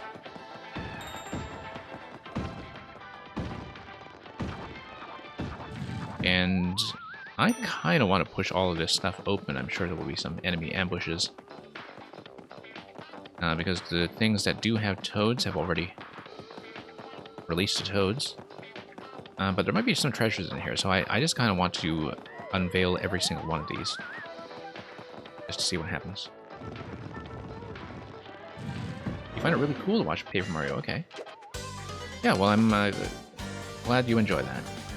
Just to see what other people do with the battles and puzzles and so on. Okay, oh my goodness, this is going to be a lot of memory. All that we know that there is going to be that booze stack. That is a lot of booze to work with. And I can't see what's going on at all. Okay, didn't really memorize that one at all. Okay. Might just need to try to get these in a central cluster or something. I am totally just... Actually, no. We have 2 moves. Let me see, because we have booze on this axis, we have booze on this axis. Didn't really get to see where they were aligned, and there may be like some kind of hammer cluster that we were supposed to build here. Oh, there's a boo. Okay. So I didn't know that the boos actually show up after you take long enough. In which case, we'll just do that. I didn't know that the boos would just kind of automatically hint at that positioning after you just stare at them for a long time. That's surprisingly helpful and much more helpful than I expected, given how many boos would fawn up to this point. Bone Goombas are tough. I want to go Flashy Boots.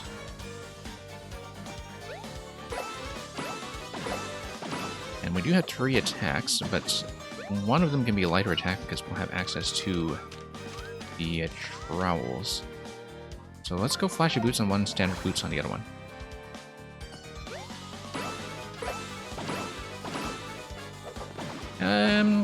It wasn't really too quick thinking. I was already trying to keep an eye out for the markers, given that it was clear to me that the bonus markers, 2 of them were going to be on the boos anyway, and so having seen some of those patterns before, that did not take long to sort out.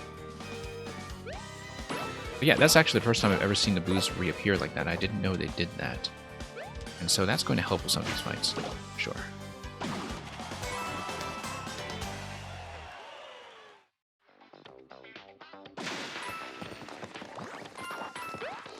But yeah, I can imagine this being a fun battle system to watch, actually, simply because you can sort of work out the solutions in your head while I fumble all over them. By the time it gets to 10 minutes, you're just a picnic? No. Yeah, I'm not using any of the time bonuses at all.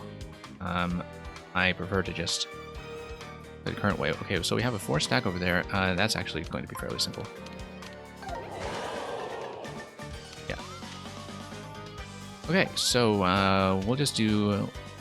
We've got 2 attacks. We'll get 1 strong hammer attack and 1 weak hammer attack to let this guy finish things off. So let's go shiny hammer on these guys.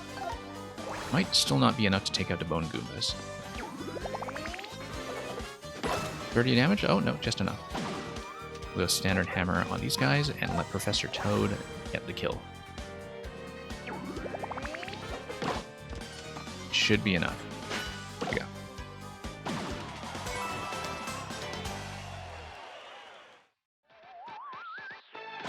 Yeah. Well, I don't know if there's going to be any treasure around here. I could put on a sensor for that, but I think I'd rather just pop everything open. We understood the clue well enough to know... Oh.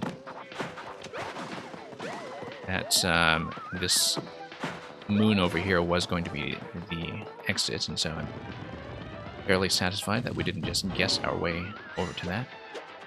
Now let's just pop every single one of them.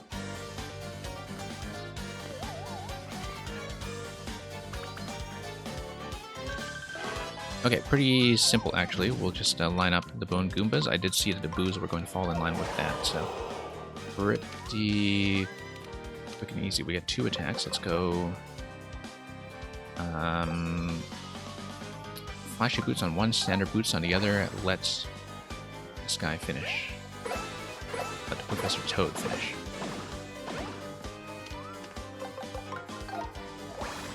Is there a reason to get Toad get the final kills? No. I'm just letting him do that so I can conserve some ammo and use the basic attack.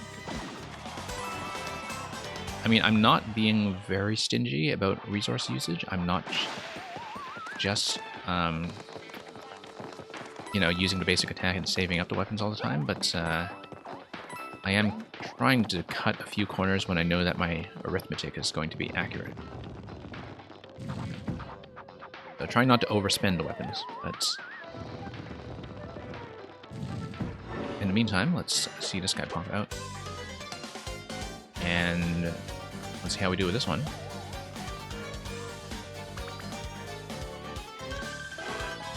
Looks like that's just going to be dialing 3 spots. Yeah. And once again, same approach. Flashy Boots is probably more damage than we need. The Bone Goombas, I think, have a pool of about 30 HP from what I've estimated. 35 damage is plenty to work with. We've got lots of Flashy Boots in tow, so... Yeah, I mean, I've gradually been understanding how the companion mechanics actually work. I think he only hits... Oh, he doesn't hit unless you actually hit the bonuses. So... basically, you need to play well in order for him to get the bonus attack. I don't know exactly when that succeeds or fails, but it usually succeeds if I get the lineup done properly, so... 2, 3. 1, 2, 3. Yeah, there we go. And this round should do it.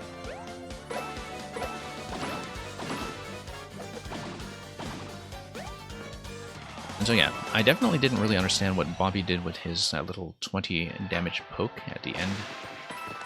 I honestly just didn't have enough fights where that mattered to see what was going on there. This is, I think, the only heart on the board. Let's see what this is. It's just going to be heart. It is a permanent max up. Permanent max up also, I think, gives me a slight boost to damage numbers, but I'm not totally clear on it.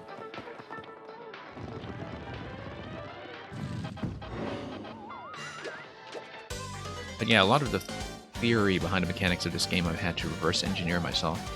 I have not been looking up any guides or anything of the sort. Okay, this is going to be a hammer move with the boost down here. Once again, we'll just try to... let's go Shiny Hammer, actually.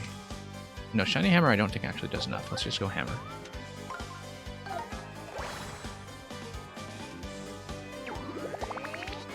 Boo HP pool seems to be... yeah, it's right around 24, actually. So Hammer actually was going to be enough. Means that we just do standard boots and hope that Toad will not miss. If I get a chain of excellence attacks all lined up like that, I think he should hit. Yeah. I have a huge max HP. That's kind of curious because I haven't really been a completionist. I have not really been exploring that much. I do have the accessory that gives me a plus 20 when I am in battle. But yeah, I wasn't speeding through this game by any means. I am poking around a little bit. And occasionally it's just some toads I rescue in the middle of the map that give me the HP bonuses.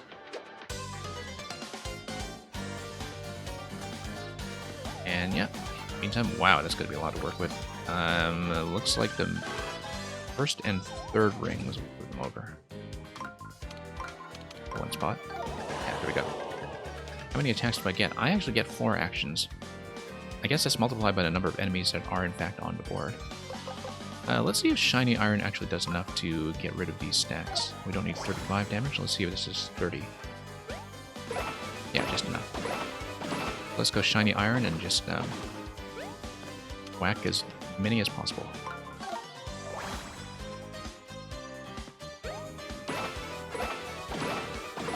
And yeah, that's going to be a pretty efficient clear, I think.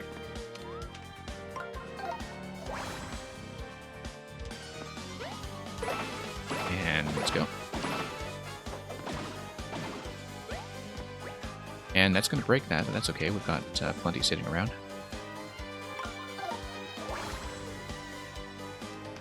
And if we land all of these, I think we should get the bonus. There we are.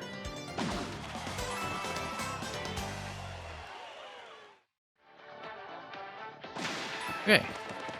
Might as well clear every spot here. Oh, we still have one more to go. Let me just get my loadout back in order. Shiny Iron over there. How are we doing for hammers? Doing fine. Let's pop this one.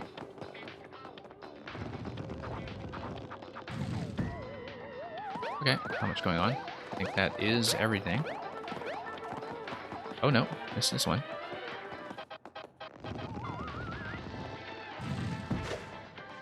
Yeah, that was about what I expected. So let's head downstairs and continue. That should hopefully get us over to the Toad Web.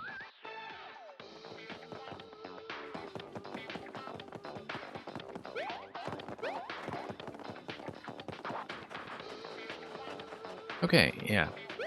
And that's going to be quite a lot to deal with, spider-wise. I don't know if I need to deal with that, actually, or if I can just go ahead and just unlock the boss spider. This has got to be the boss spider, I'm sure. Let's just do it, or we can just attack it directly. Oh, it's a star. Okay, no, that helps. We just wreck everything. That's much more efficient than trying to fight it manually.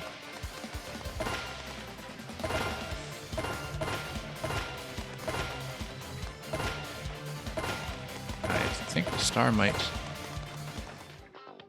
last just long enough for us to get the hands, and the hands will tear down the web, I guess.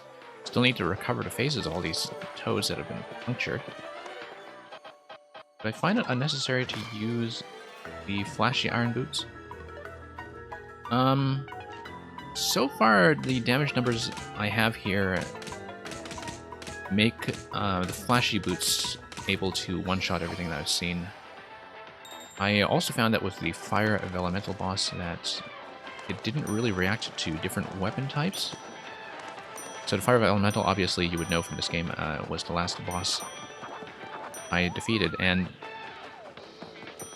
I was trying things like ice weapons against it, and ice flowers and some other things, and it just didn't matter. Like, ultimately the pattern just responded the same way to your standard attacks. And so in terms of weapons, you know, like I said, I haven't been extremely stingy, but I have been, you know, kind of budgeting them such that I get one-turn kills when I can, but don't really overdo it. So that is everybody in a stack. Let's bring them back. Let's try to get their faces back in order.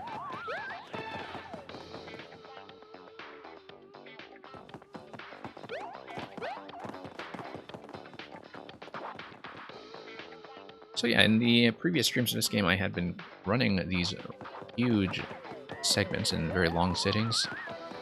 This sitting, I don't know if I'll go that much longer beyond fighting the boss in this chapter and unraveling the yellow streamer. I might do the next sort of starting bit of the next chapter, since there's always this transitional zone, but I don't know if I'll be running that late today. That's partly because, like, the Fire of Elemental took me way longer than I expected. Okay, so he's going to summon the boss to the disco floor, isn't he? So it's a recommendation to save.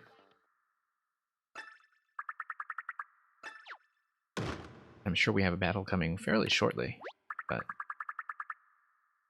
Yo, yo, yo, it's DJ Toad bringing you the, well, not the latest hits.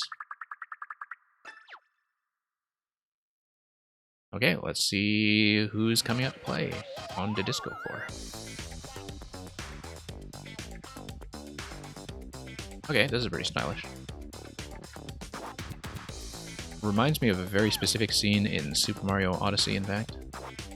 When you drop into the Bone Goomba lair that's in the Sand Kingdom. I actually spent quite a lot of time in there just kind of, you know, taking some photo shoots of Mario recreating his own variant of Michael Jackson's Thriller. This, of course, seems to be a very similar reference. The faceless toads are very freaky. Yeah, it's extremely disturbing. So, who's coming out to play? Who has collected all of their faces? I guess we'll find out in just a second. Really hopping track, though. Love this track.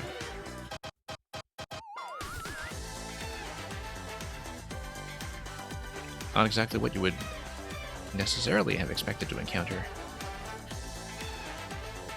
here in a Sand Temple, but yeah, the music in this game has really kind of taken off. It didn't impress me that much at first. I thought it was a bit of a step down from the gypsy guitar of Color Splash, but then this game has a ton of variety in its score that has really been shown off ever since Shogun Studios. Okay, so it's a hole punch. We'll just get some choice screenshots of the hole punch.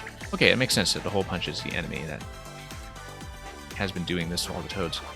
That's disturbing, but, you know, we'll fight it.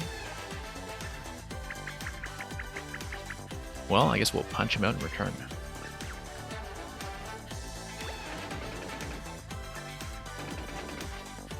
Okay. Let's see how we do.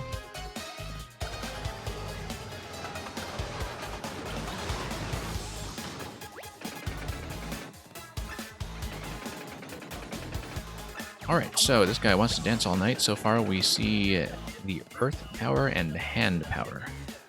It's quite possible that the treasure chest will release some additional powers that we haven't seen yet. We see a red hint envelope, which is a little bit different from the hint envelopes we've seen in previous segments. Oh, that's what a hole punch does. Okay, so it's just going to get rid of certain squares and probably set them up as traps, I would guess. I wouldn't want to fall into that. I will want to get... I mean, the on-off switch is still available. It just has a couple of holes in it, so initial position is fairly good.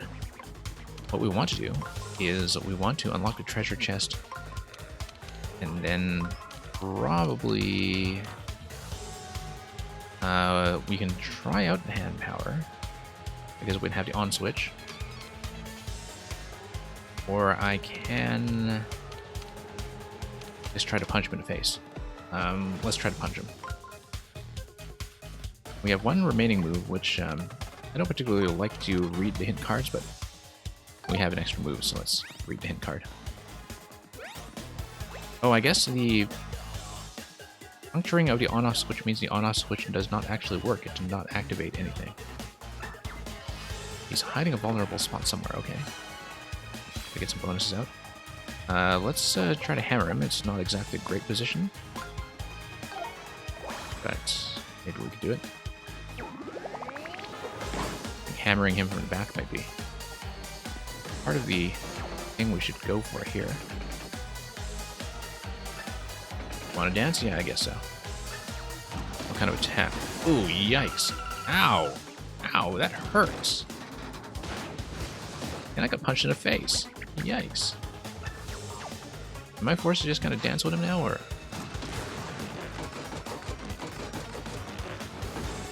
Ow. That's terrifying. So if I get punched in the face, what happens? Oh, it's my max HP pool that goes down. My max HP pool is now down to 95. On-off switch is still not working. Let's just try to... Whoops. Maybe get some of these in alignment. And... try to... no. Actually, no. I would actually rather move around back. And we'll try to get a decent hammer position with double damage. Try to hammer him once again from the back. Try to hammer him shut. Trying to get closer to that weak spot there. 18 damage. Yeah, I'm surprised Mario's still alive and not just forced to dance the night away. It's, ow.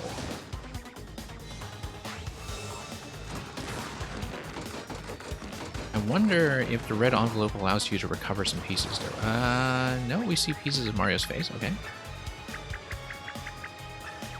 Alright, let's grab it. Okay. That's going to be the sequence there. Still got plenty to work with in the meantime. Let's try to spawn some more treasure. And I guess we'll have to jump him on the side. Yeah, we'll try to jump attack from the side and see if getting above the hole punch does anything. Okay, that's our HP pool slightly recovered, substantially recovered. Just going to get some additional squares on the board. I don't think he really looks jumpable, to be honest. But we'll try it. We are attacking him from the handle rather than the back. Nope. Totally impervious.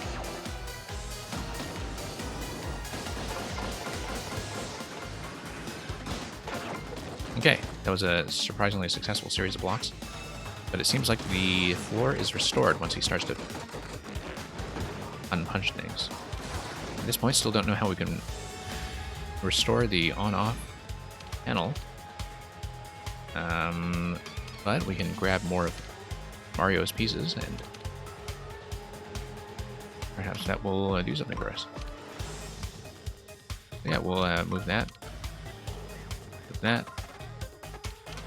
And that panel is deactivated, so I guess this positioning would maybe just be enough to give us access to hammer range.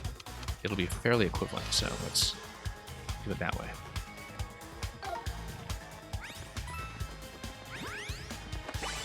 Okay. Yeah, I would for sure be dead as well. But okay, let's try to hammer him in the back. Yeah, you can tell that boots always target the handle, hammers always target the lid. At least in this position, so. And I just whack him in the back once again. Oh, total miss, but that got me 25 anyway. Okay, some more punches have been restored, and now the on-off switch is available. Great. So we better get it quickly before he starts to punch things out again, but first of all, he's going to bust out his special dance move. We need to interrupt him somehow. I think the best way to interrupt him is to use the earth panel. So, I'm going to hit on. That's going to hit the earth panel. Let's see if there's anything else we can move into the middle. In the meantime, let's just pop a treasure chest as well. I think that... Oh, we still have an additional move, okay. Additional action isn't going to do much for us, but maybe a hit card will do something useful. Full Punch's charge attack is a brutal body slam. Okay.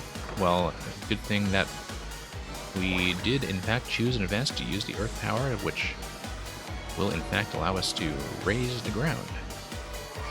I was hoping to raise him off the ground, but if we raise ourselves like we have done in previous battles, like in shielding against a water elemental fight, we should be fine. She's my favorite, says the toe in the back. Do we actually get a slam attack? Not much of one, 5 damage, but it should be a pretty decent defensive move. And yeah, he's just going to totally miss with his special move.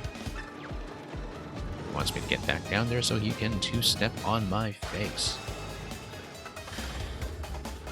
So he's kind of flipped over at this point. I feel like this is a great chance to... I don't want to use the hand attack, because the hand attack, the fire elemental taught me, did have some issues when you are not getting the boss low enough to finish him with a rush. But it looks like he's probably slammable with a jump at this point, or a series of jumps, and so I do kind of, yeah. So this sequence here, if we move it like this, will give you a powered up series of attacks. So, like that. I think we should be able to get the jump on him at this point, because he's flipped over. And so yeah, let's just get the jump on him. Twice. While we're at it, and just slap him down. Okay, that's the right idea. Do that once again. Yeah, next cycle, if we can, we'll do a pummel finisher with hands. Full Punch has fallen and it can't move. Wonderful. That turn anyway, he's now getting his revenge. This time at least he's not taking out the switch. So yeah, we'll just get back around and hammer him.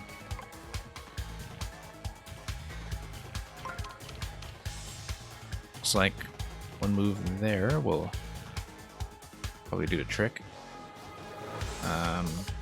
Not much else for us to do in the meantime, except maybe move some coins.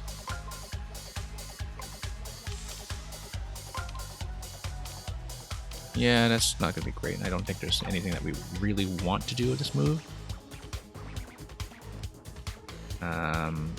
We could just move some coins in a way, but I don't think that's really going to be useful, so... Always move this piece forward, and no. Hang on. Maybe this ring here, yeah. Grab some coins, and that will get us roughly what we want. Oh yeah. Not the most efficient use of moves, perhaps, but it will get us into hammer range. Slap him from the back. And we already have the switch charged for a later point in the cycle. Ow. Yeah, doing well. I'd love to finish him off with a rush attack, but I don't know if the HP pool is going to cooperate with that very much.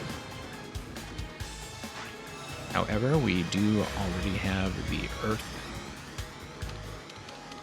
shield move that is available, and so I think we will just go for that directly. No need to fool around with that too much.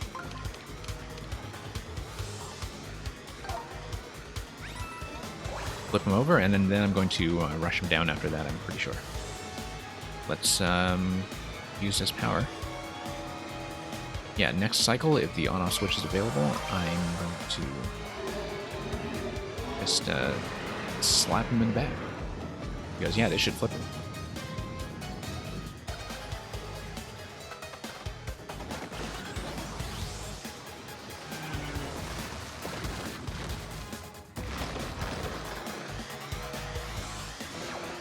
Okay. Just gonna get the flip on him. I don't know if I need to be at full power as Mario in order to use something like the hand, but we'll find that out soon, I'm sure.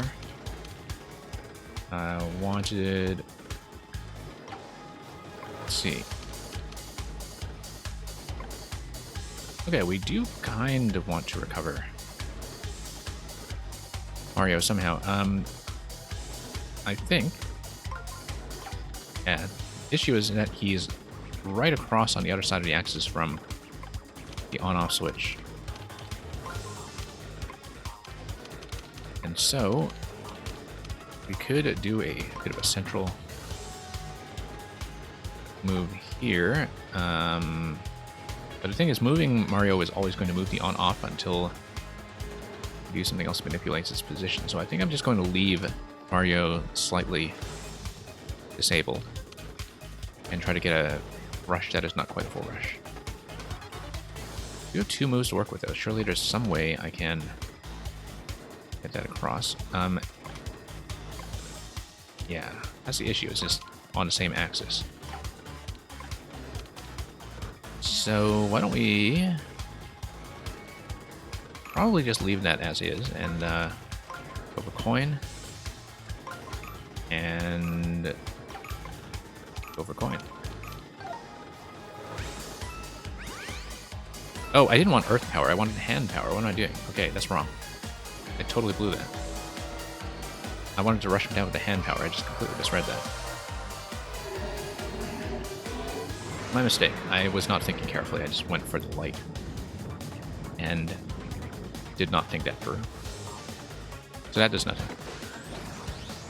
Yeah, that's just a mistake. But this means we won't get the rush bonus if I kill him by conventional means in the next cycle. He's of course still a bit disabled there, but let me just try to take him down once more. Yeah, that was just a big mistake. Okay, this time actually let's try to get Mario recovered.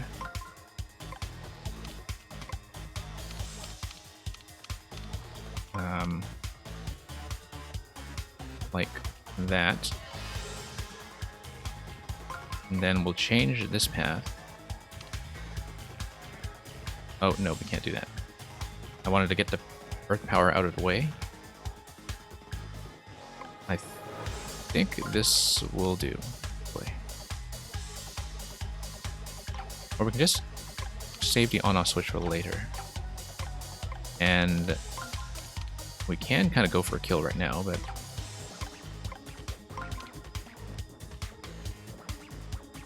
yeah, no, let's recover Mario. Just want to see if we can actually wind up grabbing that bonus. And let's just do it that way. Anything else we can move into the middle in the meantime? Not really.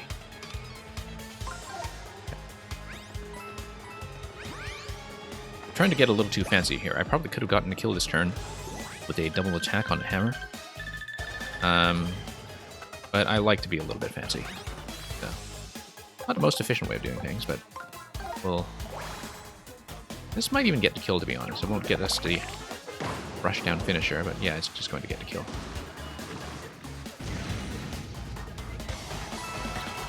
Yeah. So we won't get the rush bonus, but the rush bonus is only about 500 coins anyways. Because half of the other bonuses, so I don't think it's really significant. Let's go forever, okay. Phase 2? No. 2.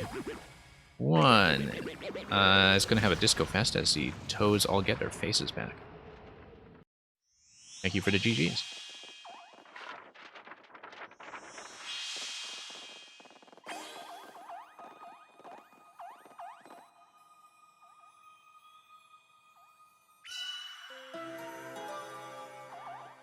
Okay, all that's left to do is get rid of that streamer. And Disco saves lives. That guy's screaming, my face, my face. See if they shout anything else. Just, my face, my face. Okay, let's tap this. And let's unravel. Oh, let's talk to this guy. He might have something to say. Yeah, I guess I do have one more thing to do. You will now be able to sleep without faceless toad haunting you. I'm not sure about that, but the memory of faceless toad will remain. This is a very fancy chair, like a sofa built for hole punches. Okay, let's... do I want to check up here first before I use the 1,000-fold arms? I am curious. Fine, fine, we'll do things in the prescribed order. If we absolutely have to. Okay, get grip. Let's slam this thing.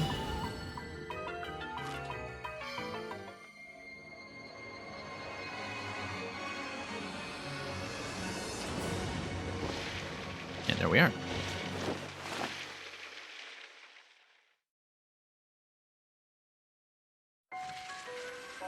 And that's going to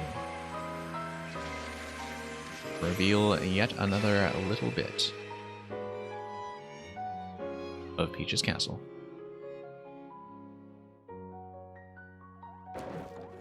And the disco ball is shattered. Oh, that's too bad. Except disco ball contains the sun. The sun was trapped in disco all along.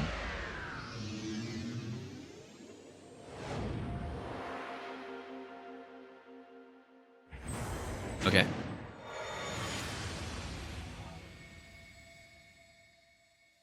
Now burn with the power of 1,000 blazing disco balls.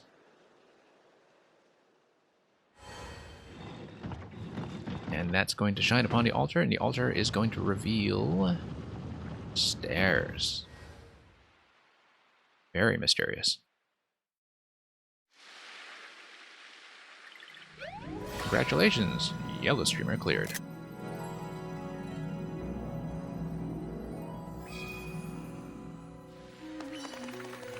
And okay, that's going to expand our confetti bag. So that's 3 out of 5 streamers out of the way, which sort of makes me wonder about how that compares to the boss count. Because the Battle Lab had only displayed 4 elementals and 4 standard bosses up to this point, and clearly there's going to be more content than that. But we'll see how the game progresses. The sun is back to its usual sweltering self. And yeah, we'll kind of head back to Shroom City to see if there's some kind of sectarian conflict between the returning toads and the Sniffets who had taken over the town. Even the Sniffet DJ had taken over the DJ turntable in the hotel, so... it looks like there's going to be a little bit of conflict there when the toads decide to move back in. For real though, I think you could probably dig up 3 or more of my discs somewhere around here. Oh, mysterious. Oh, because we didn't return the other 3 discs, because we submitted the correct one first. So we should go back to the hotel and do that.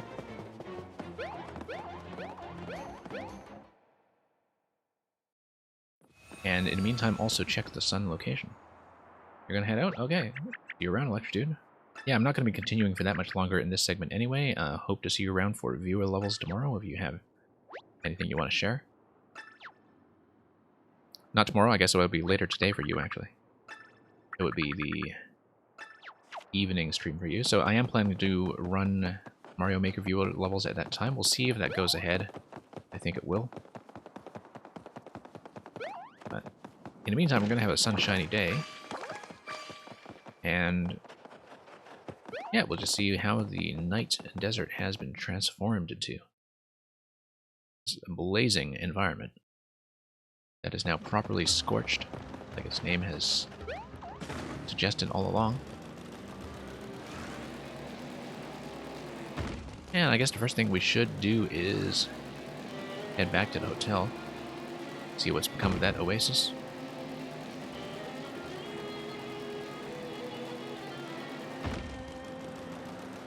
So yeah, I'm not really going to start the next chapter in earnest.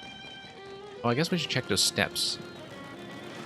But yeah, I'm going to do a bit of mop up in the desert and, you know, chase down some of these leads. And we'll see what to do after that.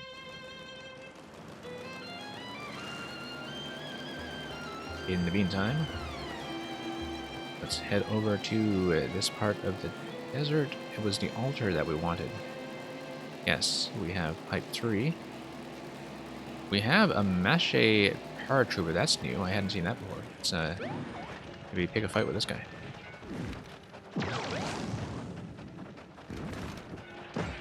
Oh. Maybe needed to get a jump on him or something. Okay, that's not where he's sealed. Might be... Oh, he's sealed in the front. Okay. He's sealed in the front, and you need to get him to dash towards you with the shell. Okay, great. No, you shouldn't call my vehicle. I'm busy fighting this guy. No, missed. That is the marker we want, though. At the front of the shell. You can see that. Nice and clear. I'm just very slow on the hammer. Okay. Come on. Let's lead him properly. There we go. And he's going to do his shell phase. Okay. Oh, now we can just pop him from the back. Like a regular Koopa Mache. Macho Koopa. Okay, that's not really going to do anything for me except take him down. Now, I hope this doesn't lock me into the next chapter or something, because I haven't looked at a hotel yet. Proof of the Ancient Ones themselves, yeah, because he's been looking for the ancient spaceman Captain Toad.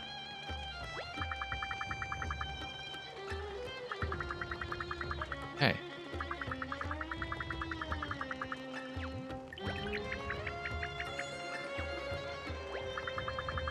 It might lock me in, okay. Hopefully... Okay, so if that's the main quest, thank you for that hint. I'm actually not going to do it yet. I'm going to check the hotel. And that's the one kind of backseat hint that actually is useful, which is... you know, can I still do side quests outside? Because I would like to check the hotel before we head down that passageway. We will head down. I'll pursue that a little bit into the next part of the game. But I'm not going to go too far with it before we decide to stop for this session. Although, you know, that went by fairly quickly relative to the start of that chapter, so... Yeah, we'll see what the whole Captain Toad subplot is all about. I noticed that the Toads have indeed taken over town once again. So, don't know where the Sniffets have been displaced, except for that blue guy up there. And, yeah. Shroom City, previously known as Sniff City, previously known as Shroom City. There must have been some kind of conflict, but no, they seem to have been mutually accepting, so. These guys are going to play around on the seesaw like very companionable friends. Seesawing is fun. And let's see if there's anything going on with the accessory shop. It looks like, of course, we have an access point over to this here. Oh yeah, these guys.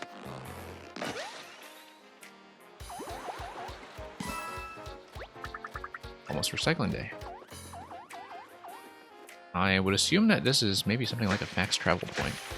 Oh, I seem to think we already had one in the desert. Okay, coffee shop. Let's take a look at the coffee cutscene.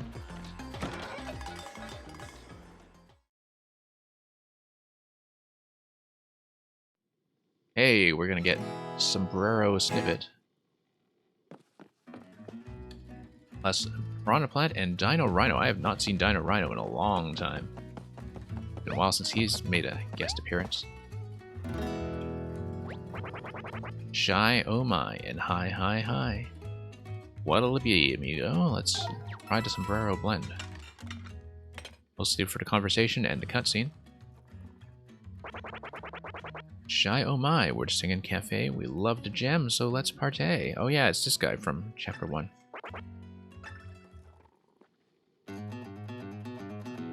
Actually, no, the beginning of chapter 2, rather, in the Autumn Mountains. He was just kind of hanging around at the table with his friends. Really getting these guys to spit fire.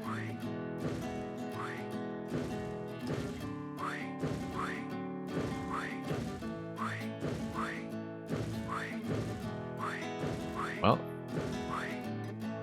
they are certainly having a good time. It's certainly going to, I think, create some thirst for them, and therefore a bit of a need to quench that thirst with some refreshing beverages. Hot cup of coffee on this fine desert summer day.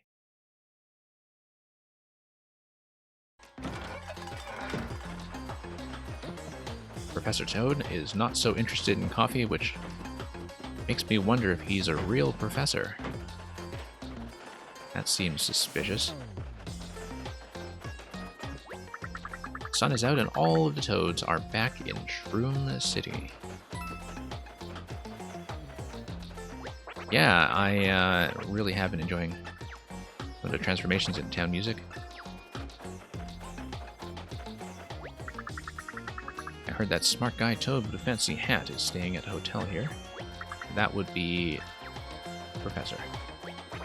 Oh, also, I guess the shops would be unlocked at this point, because they were previously empty, since the Sniffets had taken over and weren't really running the place. This is not really anything. I did check it. Item shop is the one on the right, but I want to check the center anyway to see if anything has changed. I believe this was the record shop.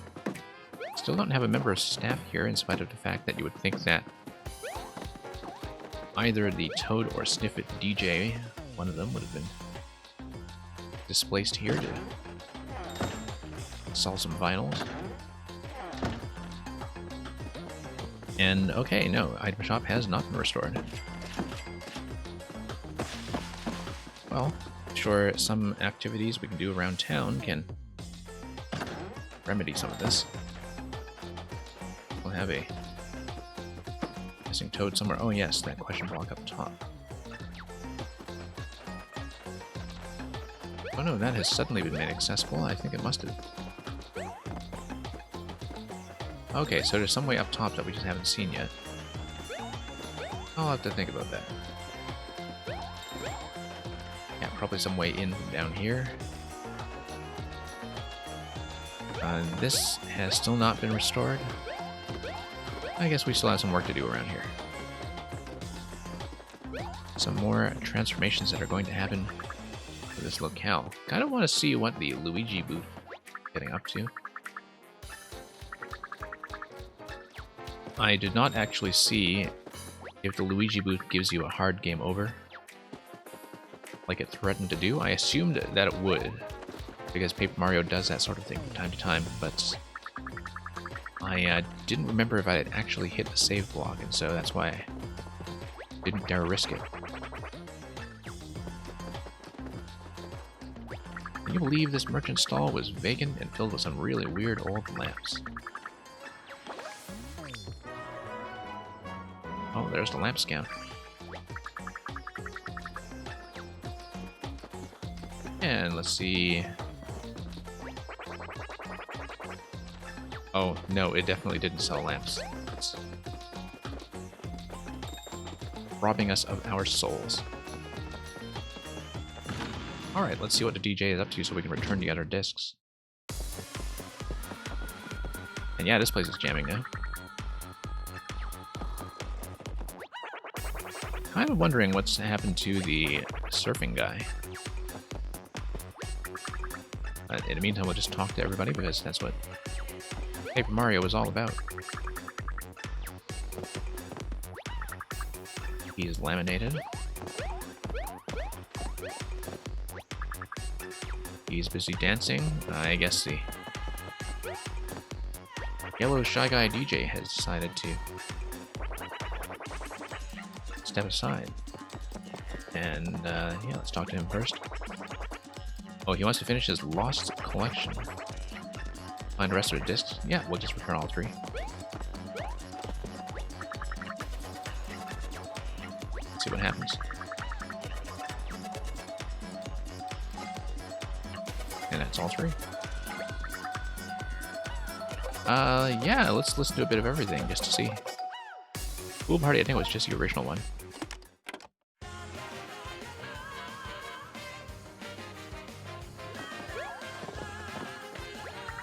Okay.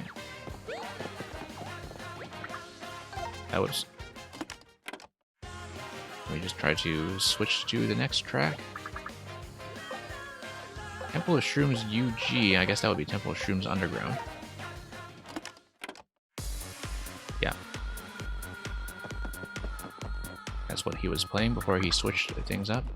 Girls at Night, we heard already. Max Power.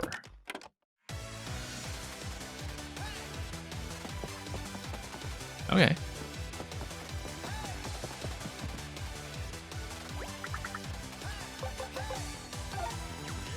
Heartbeat Skipper, let's see what that's all about. Always worth checking these things. You never know when Nintendo just decides to bury some kind of clever musical reference.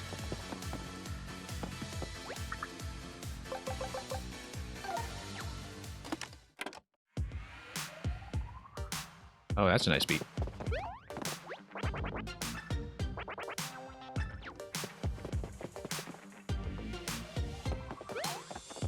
Okay, in the meantime, let's talk to this guy. No, I guess he's never going to get to play. And yeah, I just want to explore a bit, see what's changed. I did not really do that with the Shogun Studios yet. I have not seen the Shogun Studios in its totally restored state. That's something we'll just have to do at some later point. Let's see if anything new is going on this side. I somewhat doubt it.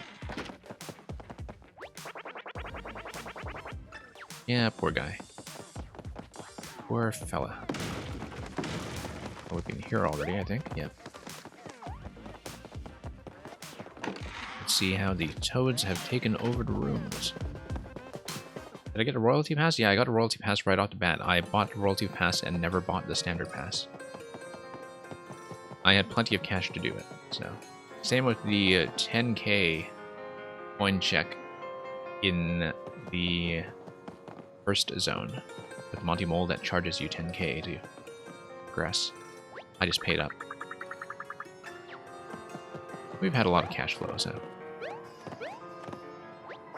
Hotel is going through a reorg. Well, let's just check all the rooms, see if there has been any change in personnel. And yeah, it certainly seems like there will be more reasons to return to this zone later in the game, so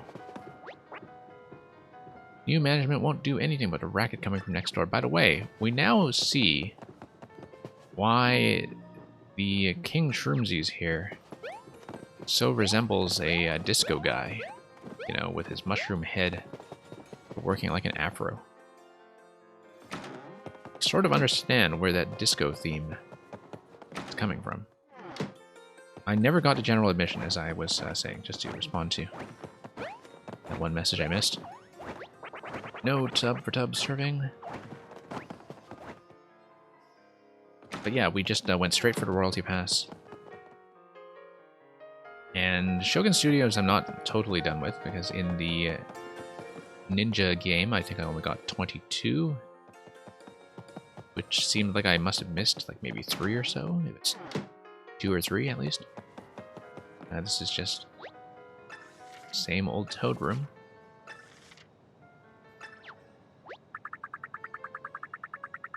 Okay, fine. We'll wait for publication. I was hoping that Professor Toad would credit me with my valuable assistance in his research into the disco rituals of the ancients. But I'll just pop up to the top level, check that, and then I'm going to swing back to the desert and proceed. You'll be right back? Okay, great.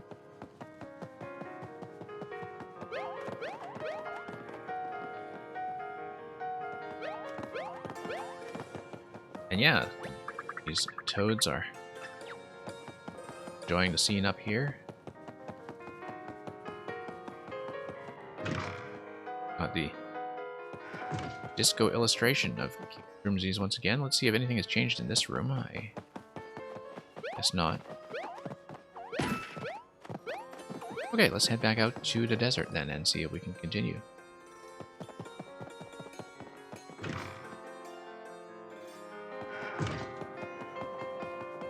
Love the lobby music too.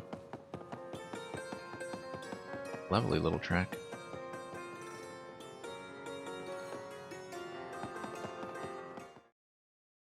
Alright, let's head out.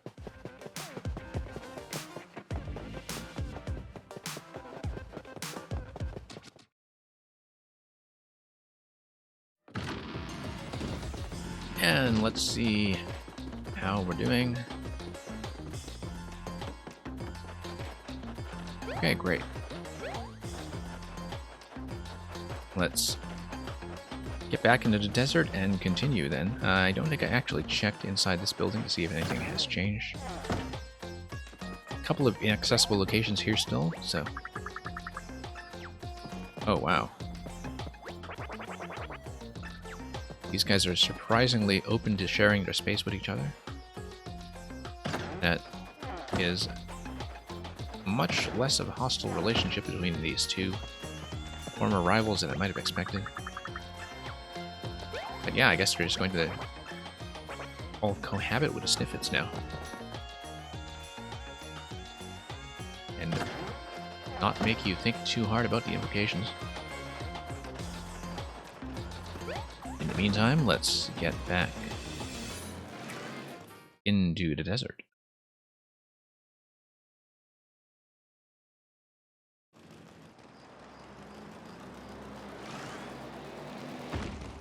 And yeah, we'll just crack open the next zone to see what we're in for. Cover some of the mysteries of the legendary Captain Toad.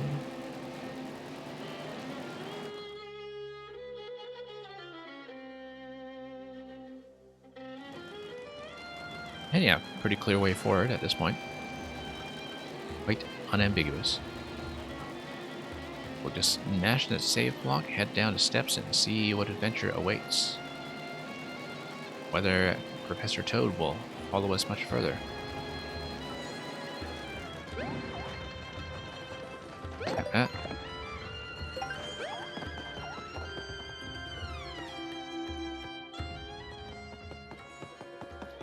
And down we go into whatever lies beneath the sun altar. Is it absolutely freezing in here, or is it just me? I thought we restored the sun. Okay.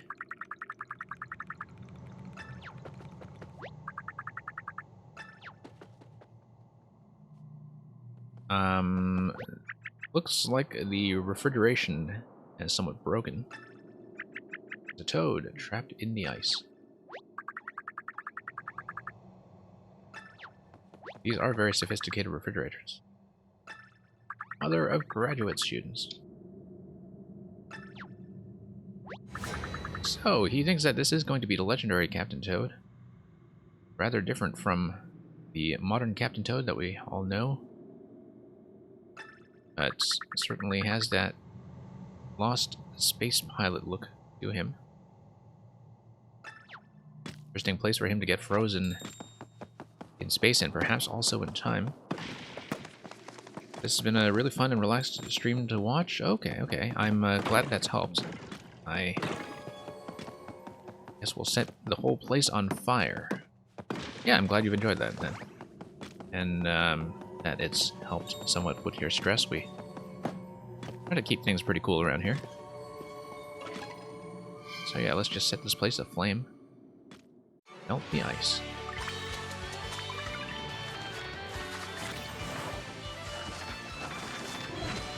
But yeah, this has been the main time slot that we've been doing Paper Mario through the week, so hopefully you'll be able to catch a few more of these as we go along. And I'm doing it as many nights as I can. Won't be every night. It'll be something we balance against Mario Maker and also just trying not to burn out too much on video games, but we've released what looks to be, well, Paper Toad, I guess. Maybe we can get him into his spaceship that's in a museum somehow. Oh no.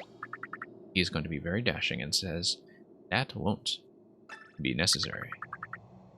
Burn not paper with fire, lest ye yourself become singed. And that's totally the same language. Ah, allow me to introduce myself. I am indeed the toad known as Ode, Captain T. Ode, to be precise. I have survived the interminable passage of eons here in this Arctic prison. Now, I am free.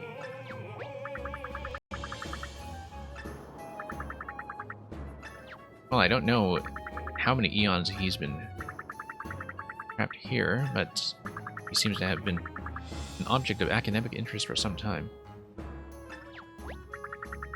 Oh, Captain, my Captain, we have studied the diet of the ancients based on artifacts and oral traditions in the region. But there's one thing that has us completely stumped. How did you take your coffee? Cream and 3 sugars. Okay. Professor Toad is very impressed. He's going to furnish him with enough credentials to perhaps even score him a department chair. And his work here is done. Yeah, 3 sugars is not really that overpowering.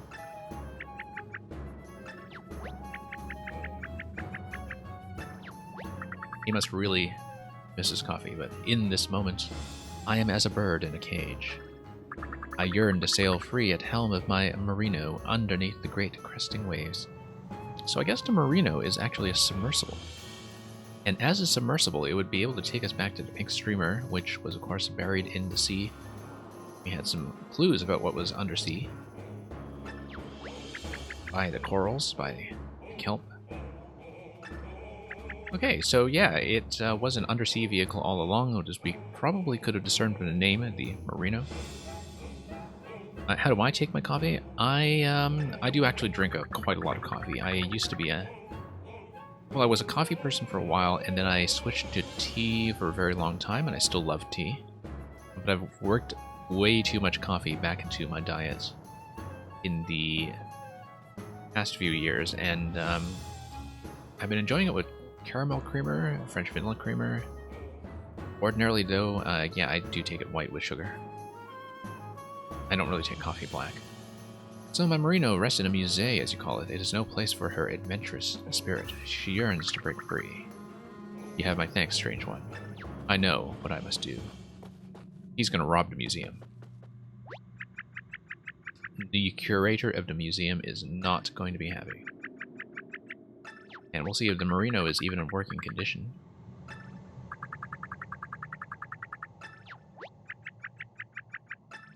So yeah, we'll see what's going on with that to have some idea of our next destination. It really does seem like...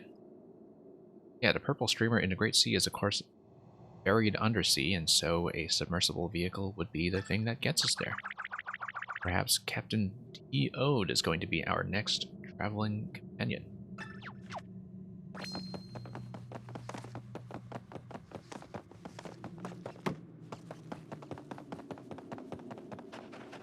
Yeah, in the meantime, we'll just head back.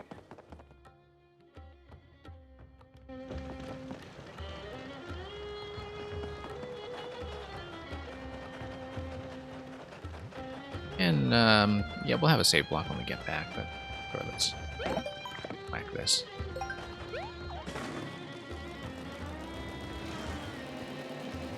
And let's move on back to the museum to see what has become of the legendary Super Merino vehicle. Oops. And we'll see about the exploration of whatever undersea civilization lies in wait.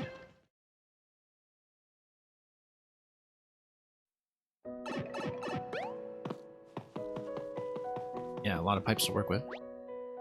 That's a questionable warp pipe. Although, yeah, everything that has not yet been unlocked is just a question mark. I would assume this is the final castle. And, you know, 4 and 5 for streamers, 4 and 5.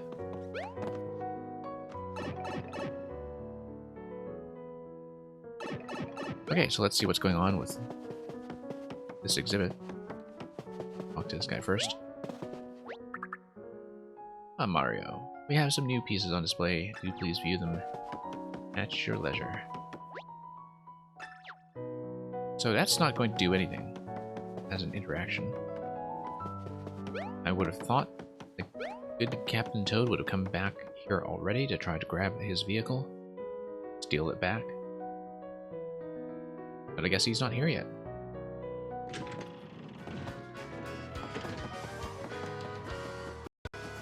And... oh. Do-da-dee-da. Visit the sensor lab.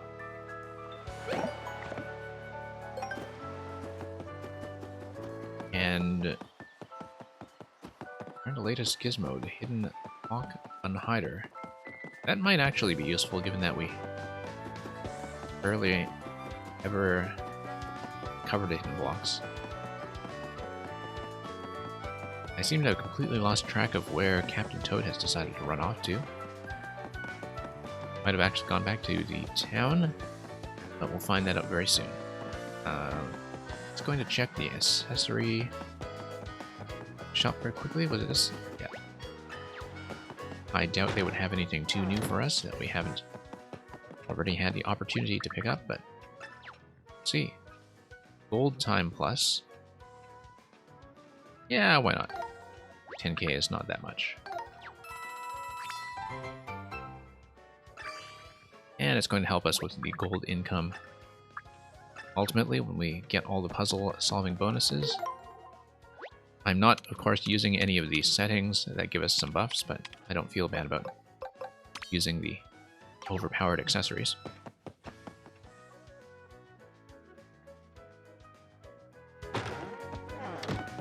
Okay, in the meantime, let's see about the sensor lab. I have no memory of where this pipe takes us. I thought it was back to the lab, but let's see if I am correct, because we had previously gone there by fax machine multiple times. Ah, here it is. Yeah. You didn't realize you could change stuff like that in settings, really. You must have really blasted through this game quickly. But yeah, that's why you wouldn't know about the Toad Bell, because you would have missed a Toad Bell if you didn't come to this menu to play around with this stuff.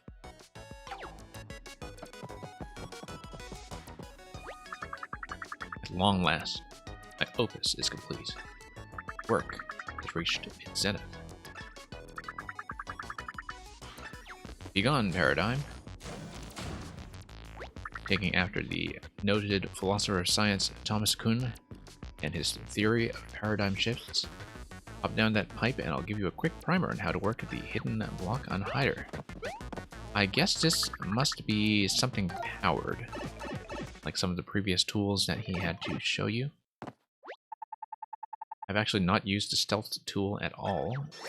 I guess it would only really be useful for skipping battles in crowded circumstances.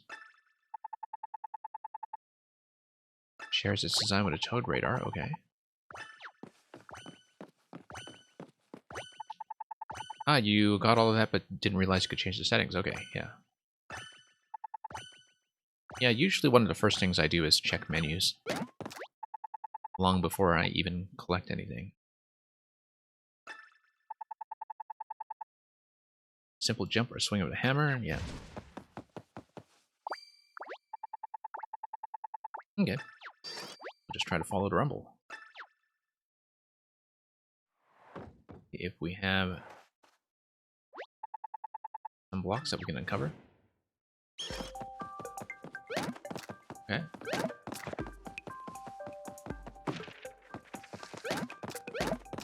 I mean, it's going to mark exactly the locations that you want, so... But then now we have to check where the buzzer wants to go off.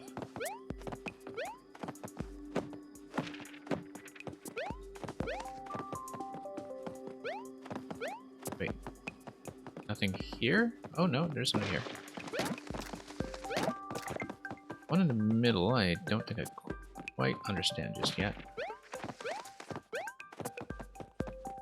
Because the buzzer is going off quite heavily in all directions.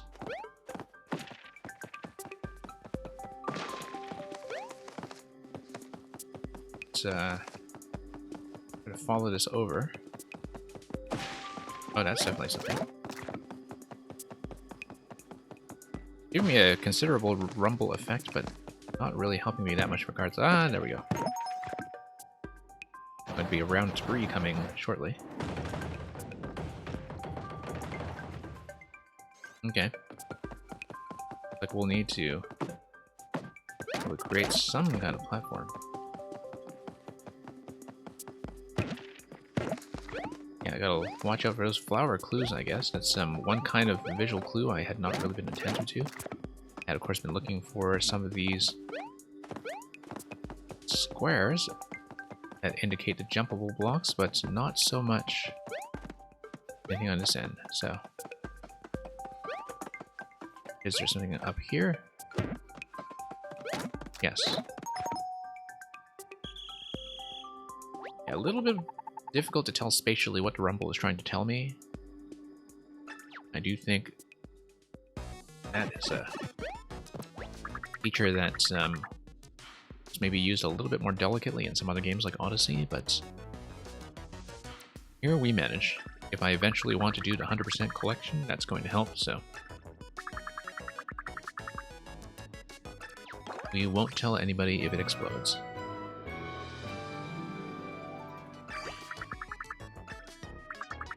I have a new hobby, fold origami. Well, that would only contribute to the assembly of the enemy army, so somehow I doubt that's a good idea. Let's head back to the museum. I feel like Captain Toad ran off somewhere and told us, and I wasn't paying attention.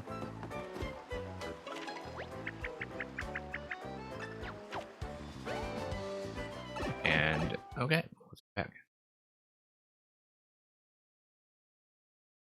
About 1 a.m., so you must leave? Yeah, that's okay. I'm about to wrap up anyway. I'm not continuing much further, so thank you for joining me regardless. And hopefully I'll see you around for a few more. So... like I said, Paper Mario will likely be consistently in this time slot. Not every day, but however many days I can manage until I finish the game. Some guy living on a pier right now. That seems to be a valuable clue. Like that pier down there? Or... let me see.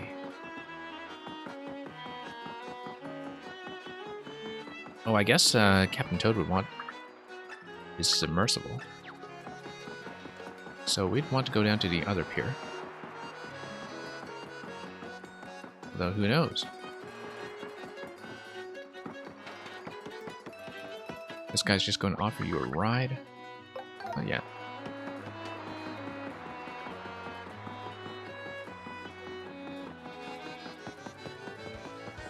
But yeah, in the meantime, let's run around, see what else we can do with this. Going to head down to this pier. Never did figure out if this was anything useful. And Rocky Wrench. Never did figure out if he was useful either. It's ready. Are you ready? I got collectible treasures. Keep it a secret, eh? Oh, okay, so he's got boss treasures. So yeah, okay, we'll buy one for each boss.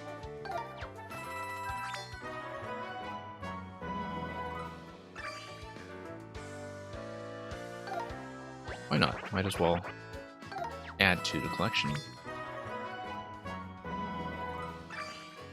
And you're going to occupy rather low numbers on the stack.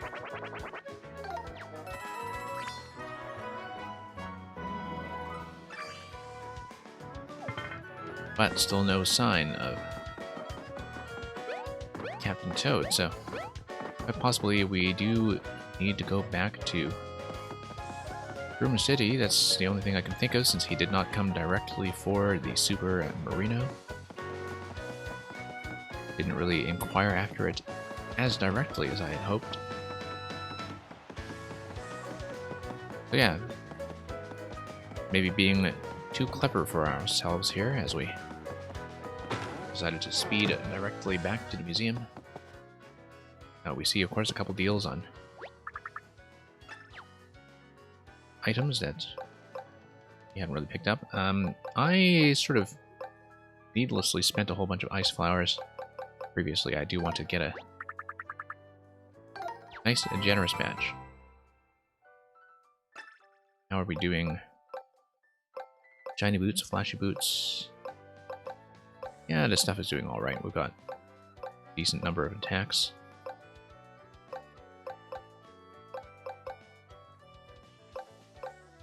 I think we are generally okay when it comes to weapon selection. So let's maybe see about continuing the quest.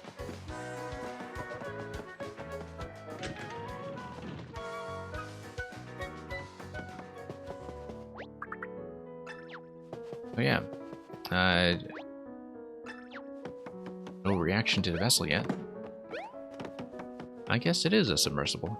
It should have been obvious from a propeller, actually. I don't know why I was thinking that it was some kind of spaceship, because propellers aren't how propulsion mechanisms work in space.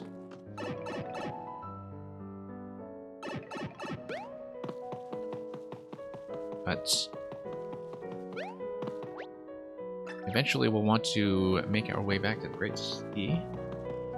Oh, maybe we should actually just make our way directly back to the Great Sea. That's one thing I had not considered, given that the purple streamer is the thing we wanted to head towards. Actually, yeah, no.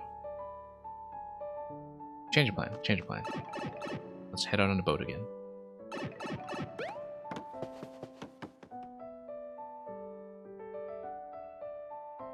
Because the purple streamer is our next clue. And eventually we do want to lift that fog, unravel that streamer, and see what else lies underwater. It has been signified by all those ominous looking shadows that we saw the last time we paid a visit to the ocean.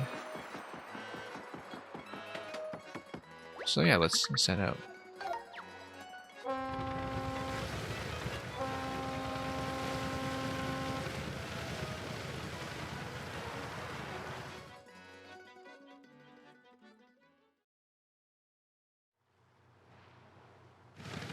Okay, back to the Great Sea.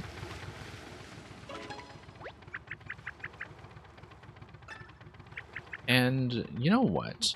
That's right, Olivia actually had never been here previously because our entire adventure here was with Bobby in tow, and no Olivia.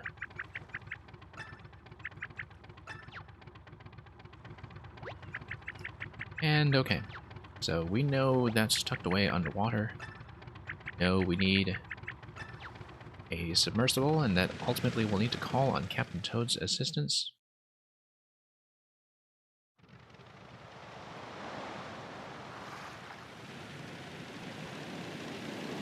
And let's just follow that along. I bet she's not going to let me actually meaningfully disembark for any kind of valuable side content. Whoops. Lots of chiefs that have been unfolded are therefore friendly. Yeah, she's totally not going to let me check the bonus island here. Just watch. She's going to say no. She's going to say, why don't you just follow that streamer? Oh, no, we actually get to. I'm here for a change. That's a big surprise. Given how locked in we were the last time, I decided to come around here. Why don't we take a look? Scuffle Island. Battles await beyond this gate. Oh, I like that. That might be something similar to the Pit of 100 Trials. Welcome, warrior of the waves. This island is home to 7 super powerful Paper Macho enemies. Okay, so it'll all be on-field action. It won't be turn-based action. If you manage to defeat them, you shall be rewarded with coins. More and more with each victory. So let's be a little cautious about our wagering.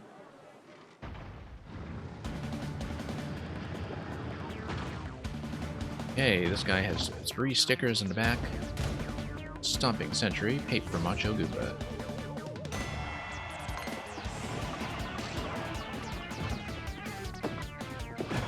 Okay, we have to not stand too close because we don't want to take that 8 damage that you take for proximity. Guess we have to break 3 seals before he starts to let loose a little bit. And now he's going to start raising the flag, and then we continue with the pattern.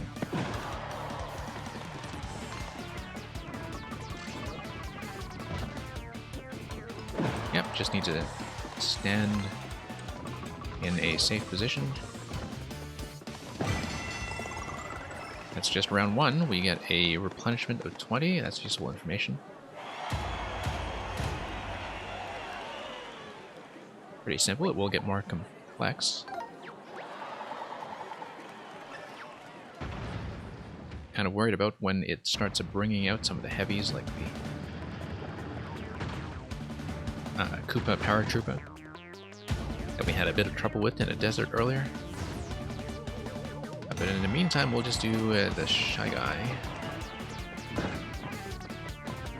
And yeah. Same kind of pattern as the Goomba, not really more complex, just a different running, waddling movement. Okay. Let's chase him down. And we'll just continue. Same pattern. Wow, got stopped. Not expect that to hit so hard.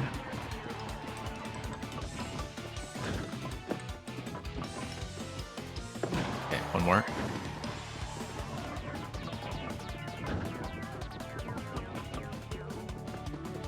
And that's it.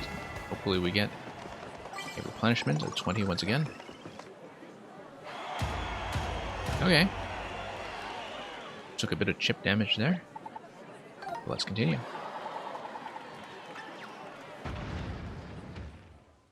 Seven rounds, eh? 7 rounds. Like this could become quite a bit deadlier. Koopa Troopa is just going to try to shell us from the front. We'll just have to deflect.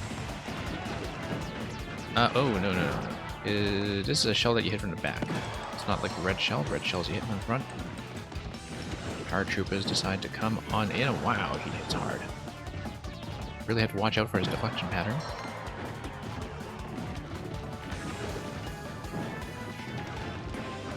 yeah, just get out of his path consistently every time.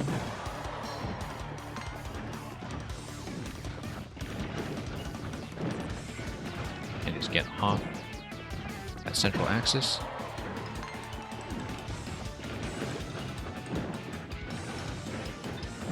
And yeah, pop him again. There we go. So quite a bit of punishment there, but it's survivable.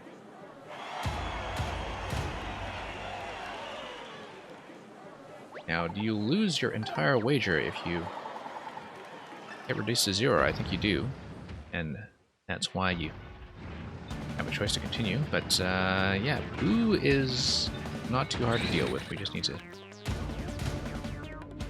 not have him disappear on us too much. Dealt with a number of those guys in the desert sands earlier on. Going to make him hide. Yeah, just gotta stare at him in the face. Tries to make his approach. And he's going to hide. Yep. Just have to look him in the eye. Standard Boo logic. Pretty simple. At least in the phase 1 pattern. See if the phase 2 pattern changes at all. He's just a little bit faster.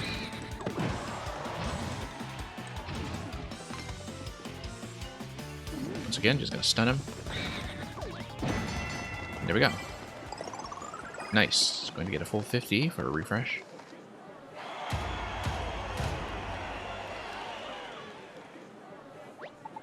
And yeah, we'll continue to wager. After having cleared the Ghostly and Goliath. Now who is next? We see, oh, here's the red power trooper that we were worried about earlier. Now we actually haven't seen any more complex macho enemies on the field other than that, so I don't know what's going to be 6 or 7. It might just be some of the existing bosses.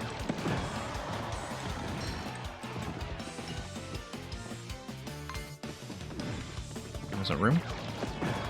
Deflect. Go. Try to get him to spot me and attack. Now that's going to get him into his ground form. Let's try to bop him the way we would normally do with a Koopa.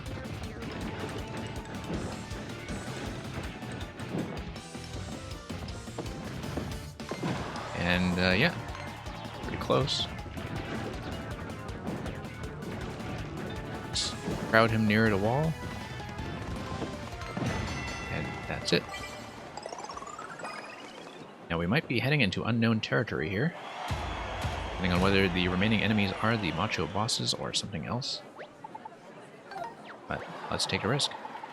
The island is pleased. Might have to learn a new pattern here. And we will. I have not seen Spike yet. Looks like you ought to hit him in the side of the head. Paper Macho Stone Spike. Yeah. Totally need to be. We have to let him toss, I think. Oh, and these also have seals of their own. We might actually have to hit them back. Yeah. You deflect them, and then you hit them on the side of the head. And I'll hit him on the other side of the head afterwards.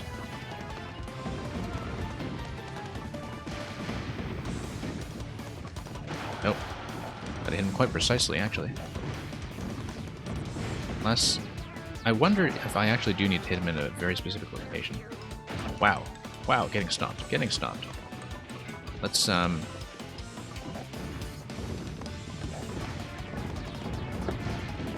that's a heart replenishment. Let's grab that before we die. Oh, I think that only gives us 20. Oh my goodness. Okay, okay, we might lose it all here. Might lose it all.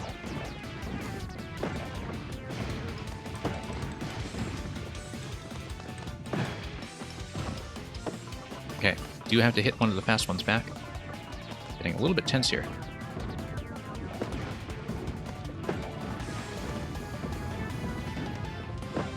Missing.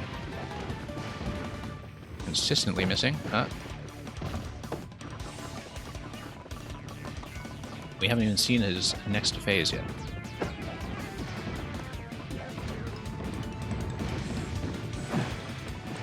Okay, I have to hit the fastballs. Let's wrap around once more and just try to stay alive in the meantime. Okay, finally going to get him down. Let's whack him on the side of the head. Next we'll need to do a bit more of this. Certainly not done. Certainly not safe.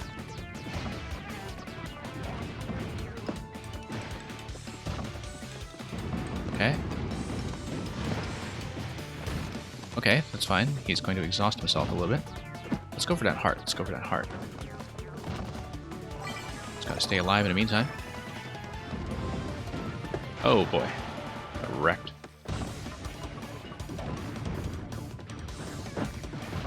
Okay. Oh, got smoked. Okay. Is that just a game over, or? Yeah, it is a game over.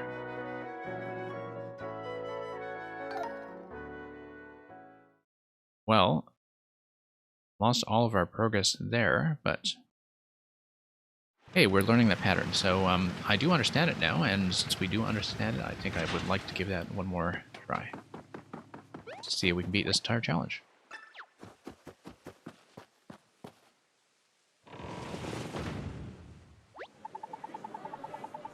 Of course, we only got to round 6. Don't know what round 7 was, but hey.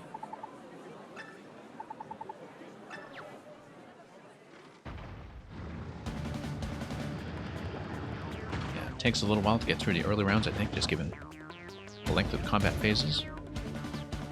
But we did lose a fair bit of HP just learning how to read the spike pattern, so Goomba should be rather easily dispatched.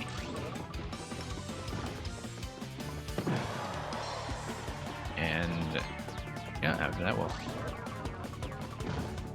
take out the Koopa and Shy Guy, Naboo, and all the rest. Paratroopa, I guess that would leave Spike as number 6. It'll give us a taste of what we have to deal with eventually later in the game, perhaps. Unless he is exclusive to this mode, which I don't think he will be.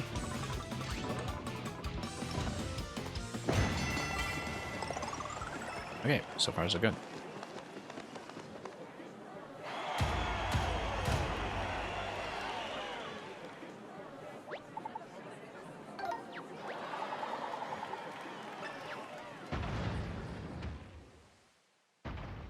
Let's see who is up now.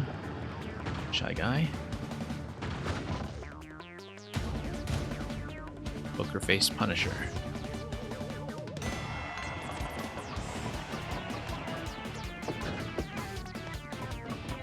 Yeah, just have to get a clear view of the target here.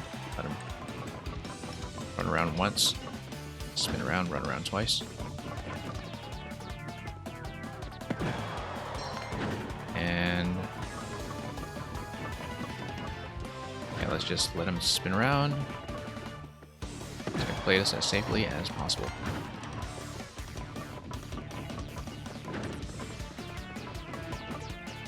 Again, just let him do the double dash pattern. Not to be confused with a Mario Kart double dash. Oh wow, got smoked. You have to really make use of our HP replenishment from this point out then. Luckily, some of the later rounds give us a plus 50.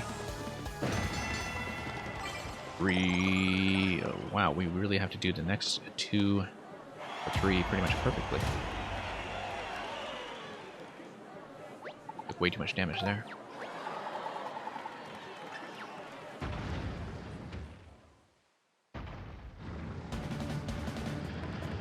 Koopa is not too difficult to deal with when you know what to do, which is dodge the two-way deflection and then sneak up on him. Gotta go perpendicular.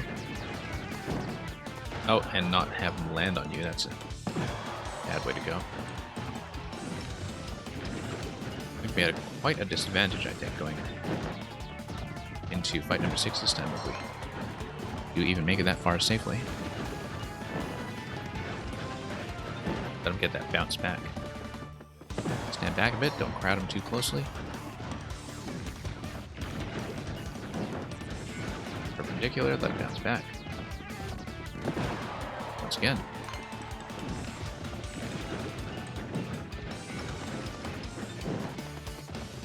Yeah, fairly simple. That's just plus 20, but it'll be plus 50 from the other fights coming up. So if we do those perfectly, we should be able to have a full refill by the time we get to Spike, which I think we will desperately need.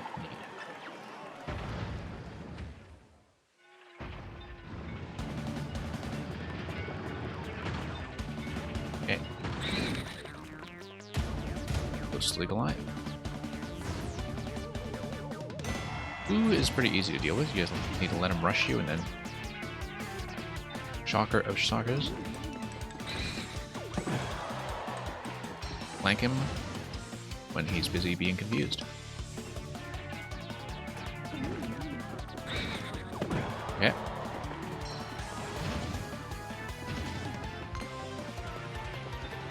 Once again, turn around, stun.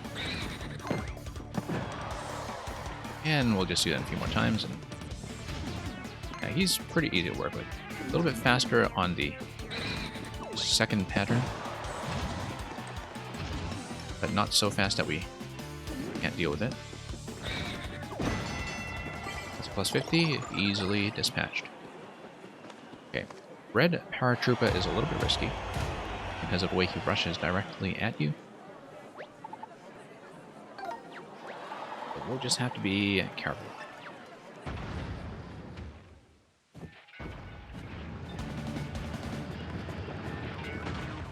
And then we haven't even seen what fight number 7 is, so... Feathered Fury, round 5.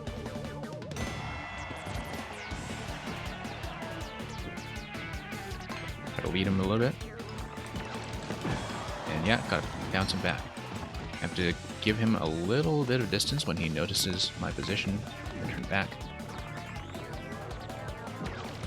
Oh, missed. Okay, terrible. Cannot afford not to miss or will be severely disadvantaged. Heading into Spike.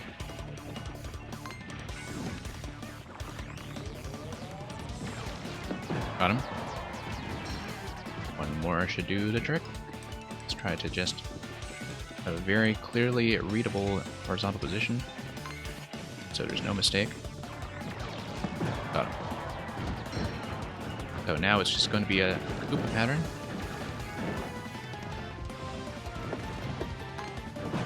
And he'll behave pretty much like the green Koopa did earlier. Gotta go perpendicular, not get caught on the bounce back.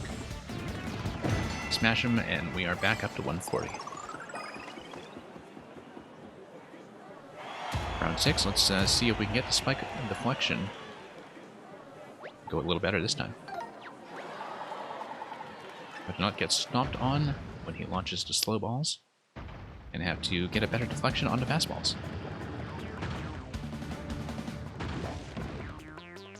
Round 6, Rocky Rogue. Alright, let's just deflect correctly. Yeah, just going to get a smack on his face. He's going to do a bit of a jumping phase, and then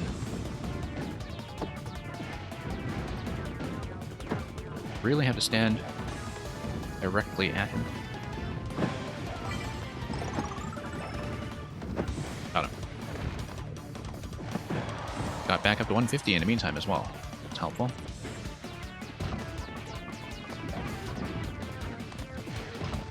Now I have to really watch his pattern so he doesn't get a jump on us. So we stand close and get the jump on him immediately during that pattern. We do fairly well.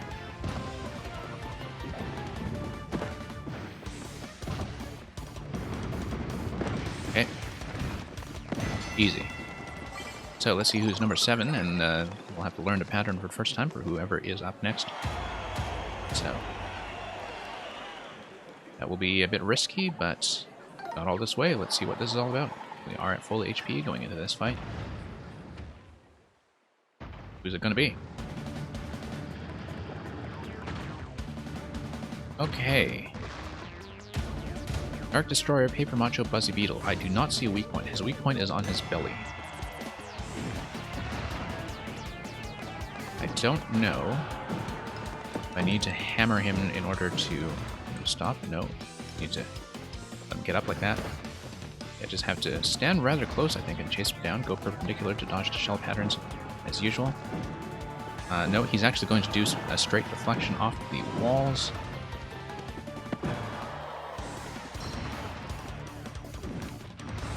And yeah, just gotta watch his deflection angle. Yeah, if you get around his initial deflection, then I can hug him quite close. We don't know what his phase 2 pattern is going to be, though. Yeah. Just have to watch his deflection pattern once again. Getting in phase 2. Now, is it going to be the same but faster, or what? Oh, that's going to be one heck of a spin-up.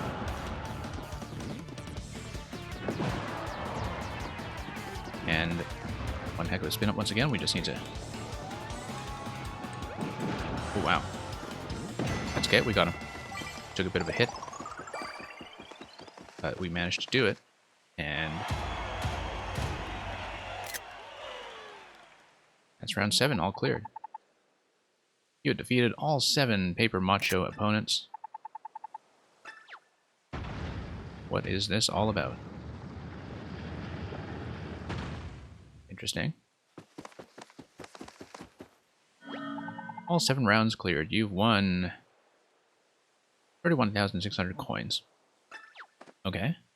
And anything else? That is a lot of cash. That is a windfall. This island has a new champion.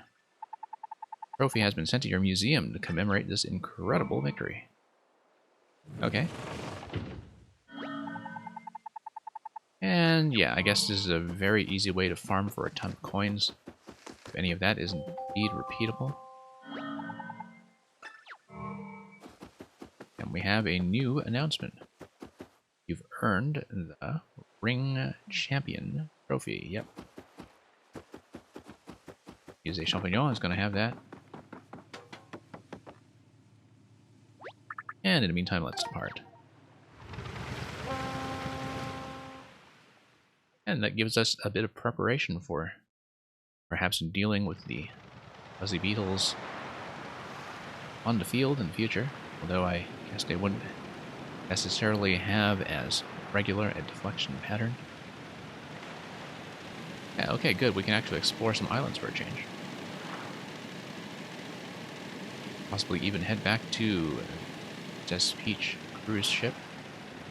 Olivia would see for the first time. There's an island where you can battle giants. Okay, we finally resolved that clue, actually. Given that we have just defeated the giant. So Olivia wants to see the pink streamer. Do that in a bit, but the first thing I want to do is we can salt that spike over there in the top corner for the clue. I think it's just a clue about the fog, if it's anything what we have seen previously. And we'll eventually have to raise that, probably in the midst of the purple streamer quest. And in the meantime, we'll take Olivia on the boat, perhaps, and see how she likes it.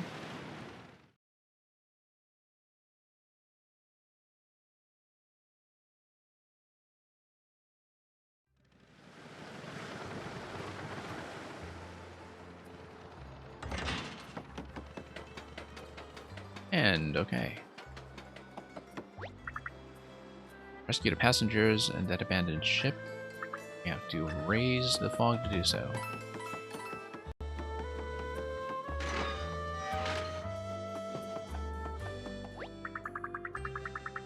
And... oh, yeah, because we stepped on his face the last time we were here. Guy.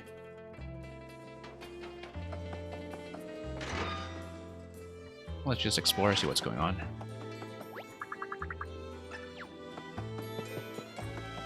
This is just a coffee machine. I guess the captain is a little bit obsessive with his choice of decor. And indeed his choice of peach tea.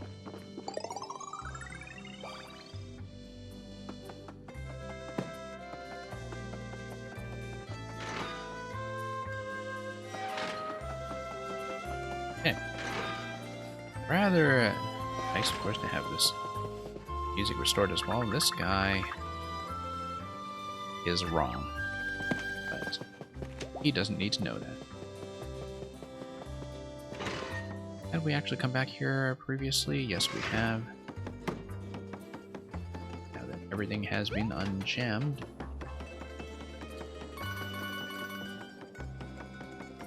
Yeah, I guess not much else except to explore the bow of the ship.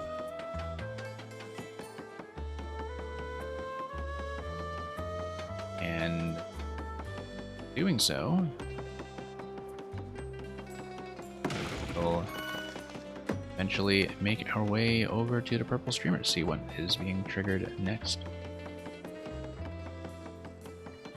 I guess Olivia doesn't seem terribly impressed after all, although the restaurant deck has been restored. Just need to do a passenger rescue somewhere along the way.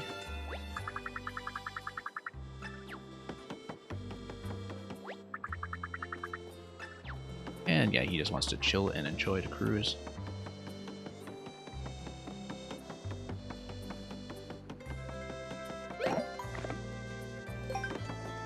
Well, let's see here.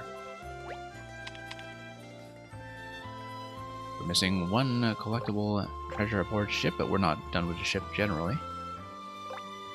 And we're far from done with anything involving the sea. Why don't we just take a peek at that purple streamer to see how this chapter is going to start up?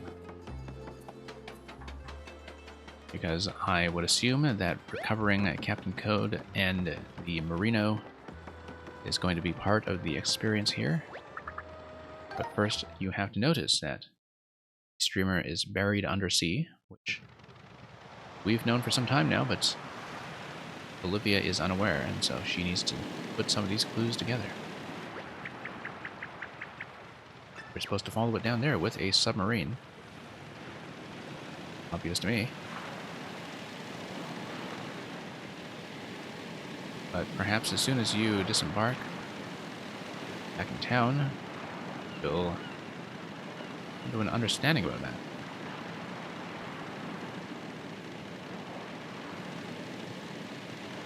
So yeah, let's go back to town and maybe have a conversation about that. Can't, of course, have a one button press to do that, but who knows what trouble we may stir up in the meantime. Let's take a look at some of these other streamer locations, actually, that may be vital. And no, she's not going to notice anything new about that additional anchor point.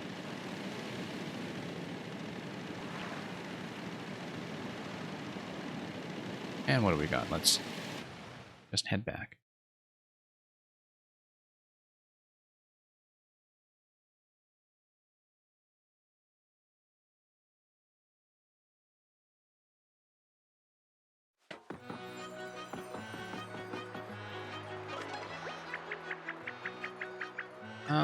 She thinks that she still wants to be out on the sea, though, so...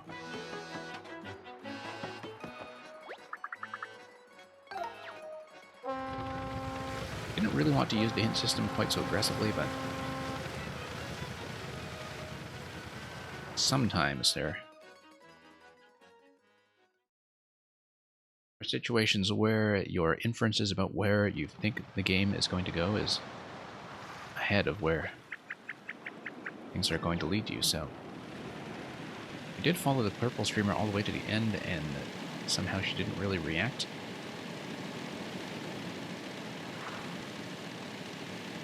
I mean, we have a very specific way of going undersea, it's just that she has not yet really acknowledged it. Of not having thought very hard about where the captain has gone. Of course, we can also follow it to the foggy point here, and maybe... Oh, I see. Okay, so we're supposed to follow it in.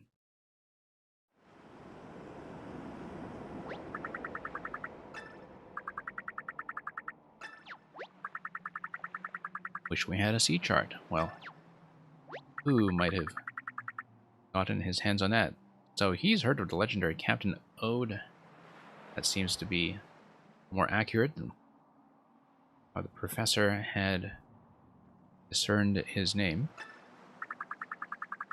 Legends speak of a legendary toad who moved beneath the waves and owned a legendary sea chart.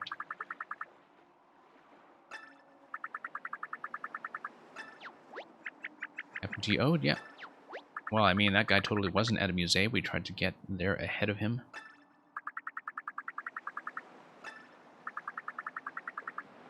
So, yeah. Let's finally do things in the intended sequence and get back into town. We could work back, but I think in the meantime I do want to drive the boat a bit and see what else we're encountering. Maybe didn't intend to ram into the Chiefs like that, but sure, we'll take that fight, not that we need the cash.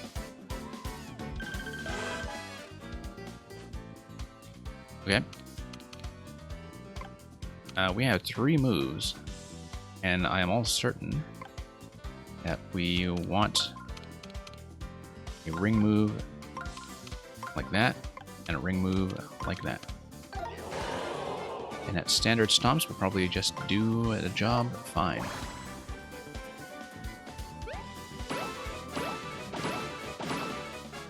And let's wreck them on the other side as well.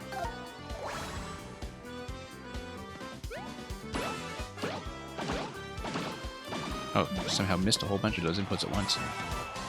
That was thrown off a little bit.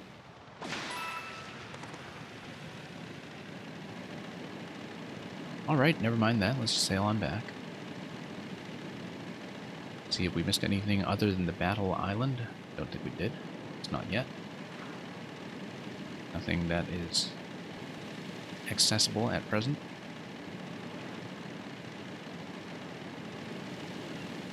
Hey, Dark Flash AB. Might I be able to explicitly walk the audience through how the battle system works in the next fight? Okay. I can actually show you that. I was actually just about to sign off pretty much as soon as we got to the next quest point here, but there is a place where I can show you that quickly. So, the radial system is kind of an expansion of how the previous Paper Mario games were just thinking in linear terms, where you have one line of enemies, some of them vulnerable to hammers, some of them vulnerable to jumps, and, you know, in a sequence that you had to strategize around. So now you are given a layout where you have to assemble those sequences into zones that you can basically attack with a minimal number of attacks. I'll show you right here.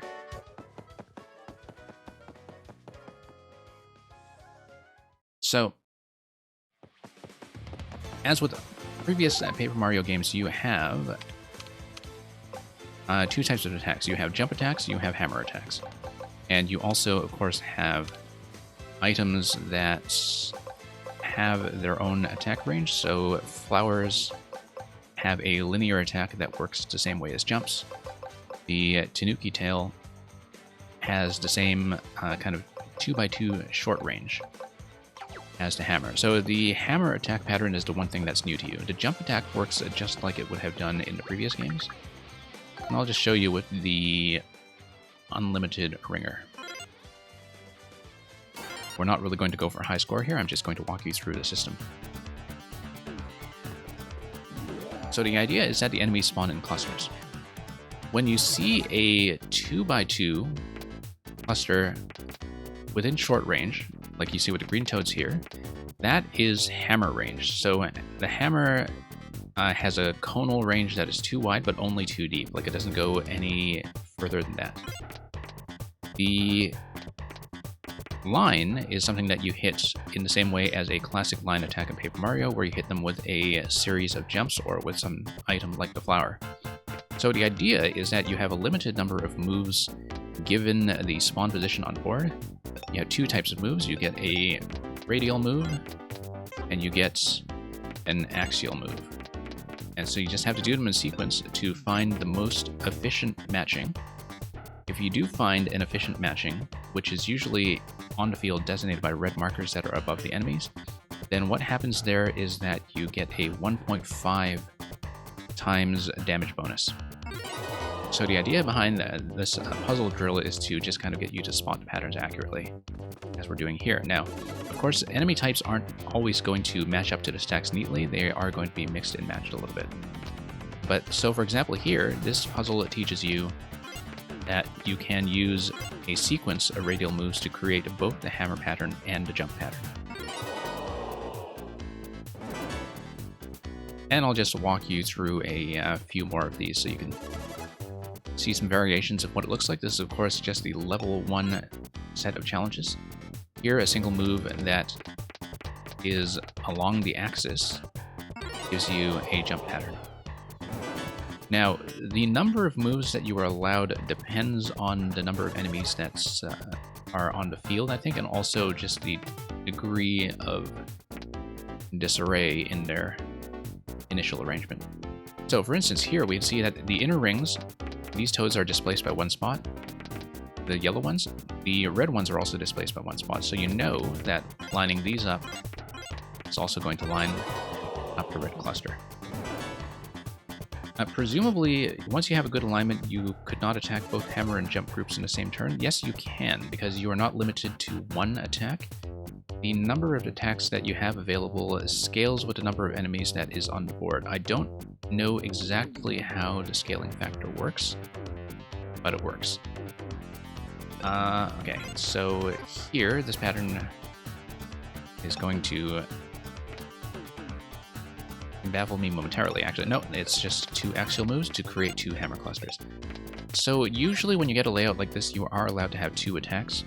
If you have a partner that is in your party for quest-related reasons in the given chapter, then if you execute everything perfectly, they also do a bonus attack that allows you to hit them at the end.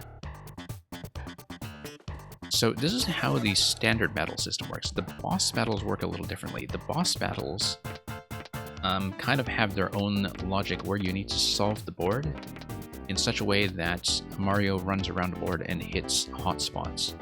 And those hotspots will set the number of attacks that he's allowed to do, and will also activate the special powers that you unlock at the end of each chapter. Whoops, yeah. So that's basically how that works. Obviously, we are way off our actual record time. The level 1 setups are fairly easy, as you can see. 2 ring moves, yeah. And yeah, here I think we actually just move this guy into position and this guy into position. Now, you have a limited amount of time in battle, so right now I'm just kind of running up the clock because the demo puzzles here are just about doing them in as efficient a manner as possible and just trying to get a high score in terms of a low time. In the actual heat of battle, you have a limited amount of time.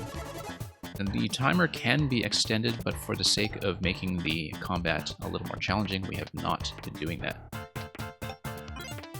So yeah, you just kind of have to identify the sequence of moves. These are puzzles that only go up to 2 moves. So far in the combat system, we have seen puzzles that go up to 3 moves.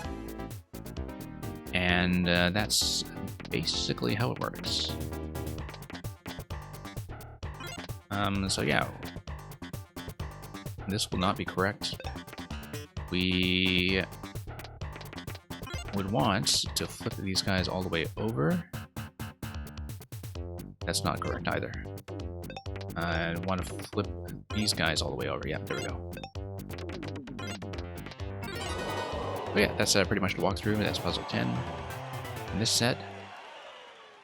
And so yeah, there are a couple puzzle modes here that teach you this. It doesn't teach you, of course, the actual execution of the hammer and the jump, but they work with the action commands the same way they do in classic Paper Mario, where you need to hit the hammer timings and jump timings accurately to get full damage. And so yeah, this is a challenge where it just throws random rings at you within 100 seconds. This level 3 has opened. I've not done it yet, but I think I may probably challenge that next stream. There is also a boss room where you can try to set records on the bosses that have already been defeated earlier in the game, so I'm not going to spoil too much of that in case you ever get into it yourself. But yeah, that is pretty much the walkthrough. So what I'm going to do is I'm going to just hit the next quest point here to basically claim the submarine, and then I'm going to stop after that instead of proceeding to a new chapter. So I also thought Captain Captain Toad was here. I was pretty sure we had broken him out. Captain Toad theme is so cool, yeah. Freebox for a moment, I thought the auto mod was going to block that as a link. Thankfully it did not. Yeah, thanks for dropping by. We were actually just about to close off because I did finish the Yellow Streamer chapter, obviously, as you know from having played the game. And we need a chart and hopefully a vehicle as well. What is lost may never be found. All that remains is a shattered reflection, a teardrop in a pond. Okay.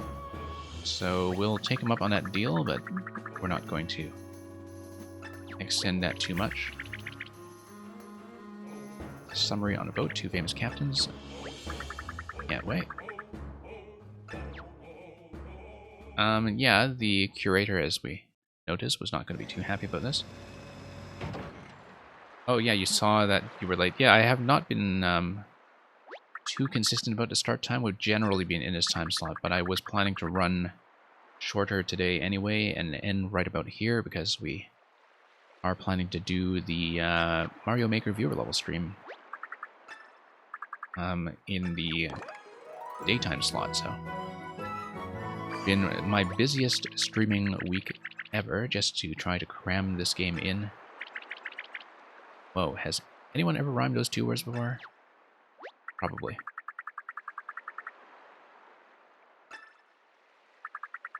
And okay. Oh, okay, so he's been offered a tour. We've been offered a submersible that can be launched from the boat. Lots of ominous shadows in a great sea, of course, from the streamer locations to the giant whale shadow that we have seen before. Also some fish and also some toads that we have to salvage somehow. So, in the meantime, let's just hit a save block. And yeah, that'll be pretty much it for now. Let's see how we're doing in terms of completion percentages.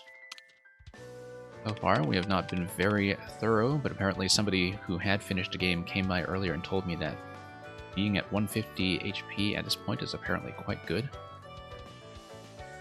And yeah, in the yellow section, we of course found it fairly easy to clear most of the desert sections, but have a lot to do in Shroom City. And yeah, so we did of course defeat Scuffle Island just now. I actually managed to get about 30k coins off of that, which is why we're at 56k now, as we defeated the succession of 7 Macho trials. And so I think that'll be a pretty satisfying place to pause for the time being. And yeah, we will come back next time and perhaps challenge level 3 of the ring challenges that have just unlocked, because I found it fairly satisfying to do the easier versions. And in the meantime, we're going to call it on this session. Paper Mario will return in this time slot over the week, I hope. And in the meantime, the next stream is likely to be a daytime stream of Mario Maker 2 viewer levels, so we'll try to cram all these things in at once. And it's going to be far too much time with the Nintendo Switch, but, you know, collisions of big games like this don't really happen that often. So yeah, I can't believe you were here for the whole stream as well, so.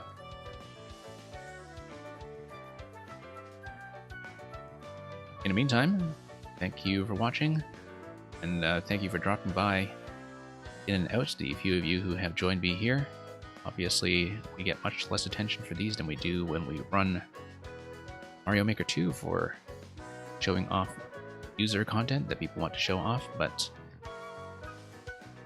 it's kind of nice to get this all recorded anyway and to walk through some of the battles as we figure them out, particularly some of the boss patterns that we see for the first time. So, in the meantime, I'll scan around for some kind of great target in case somebody wants to be receptive to the very tiny audience that we'll be sending over, so, you know, feel free to stay for that if you wish. If you would drift off instead, that's also great.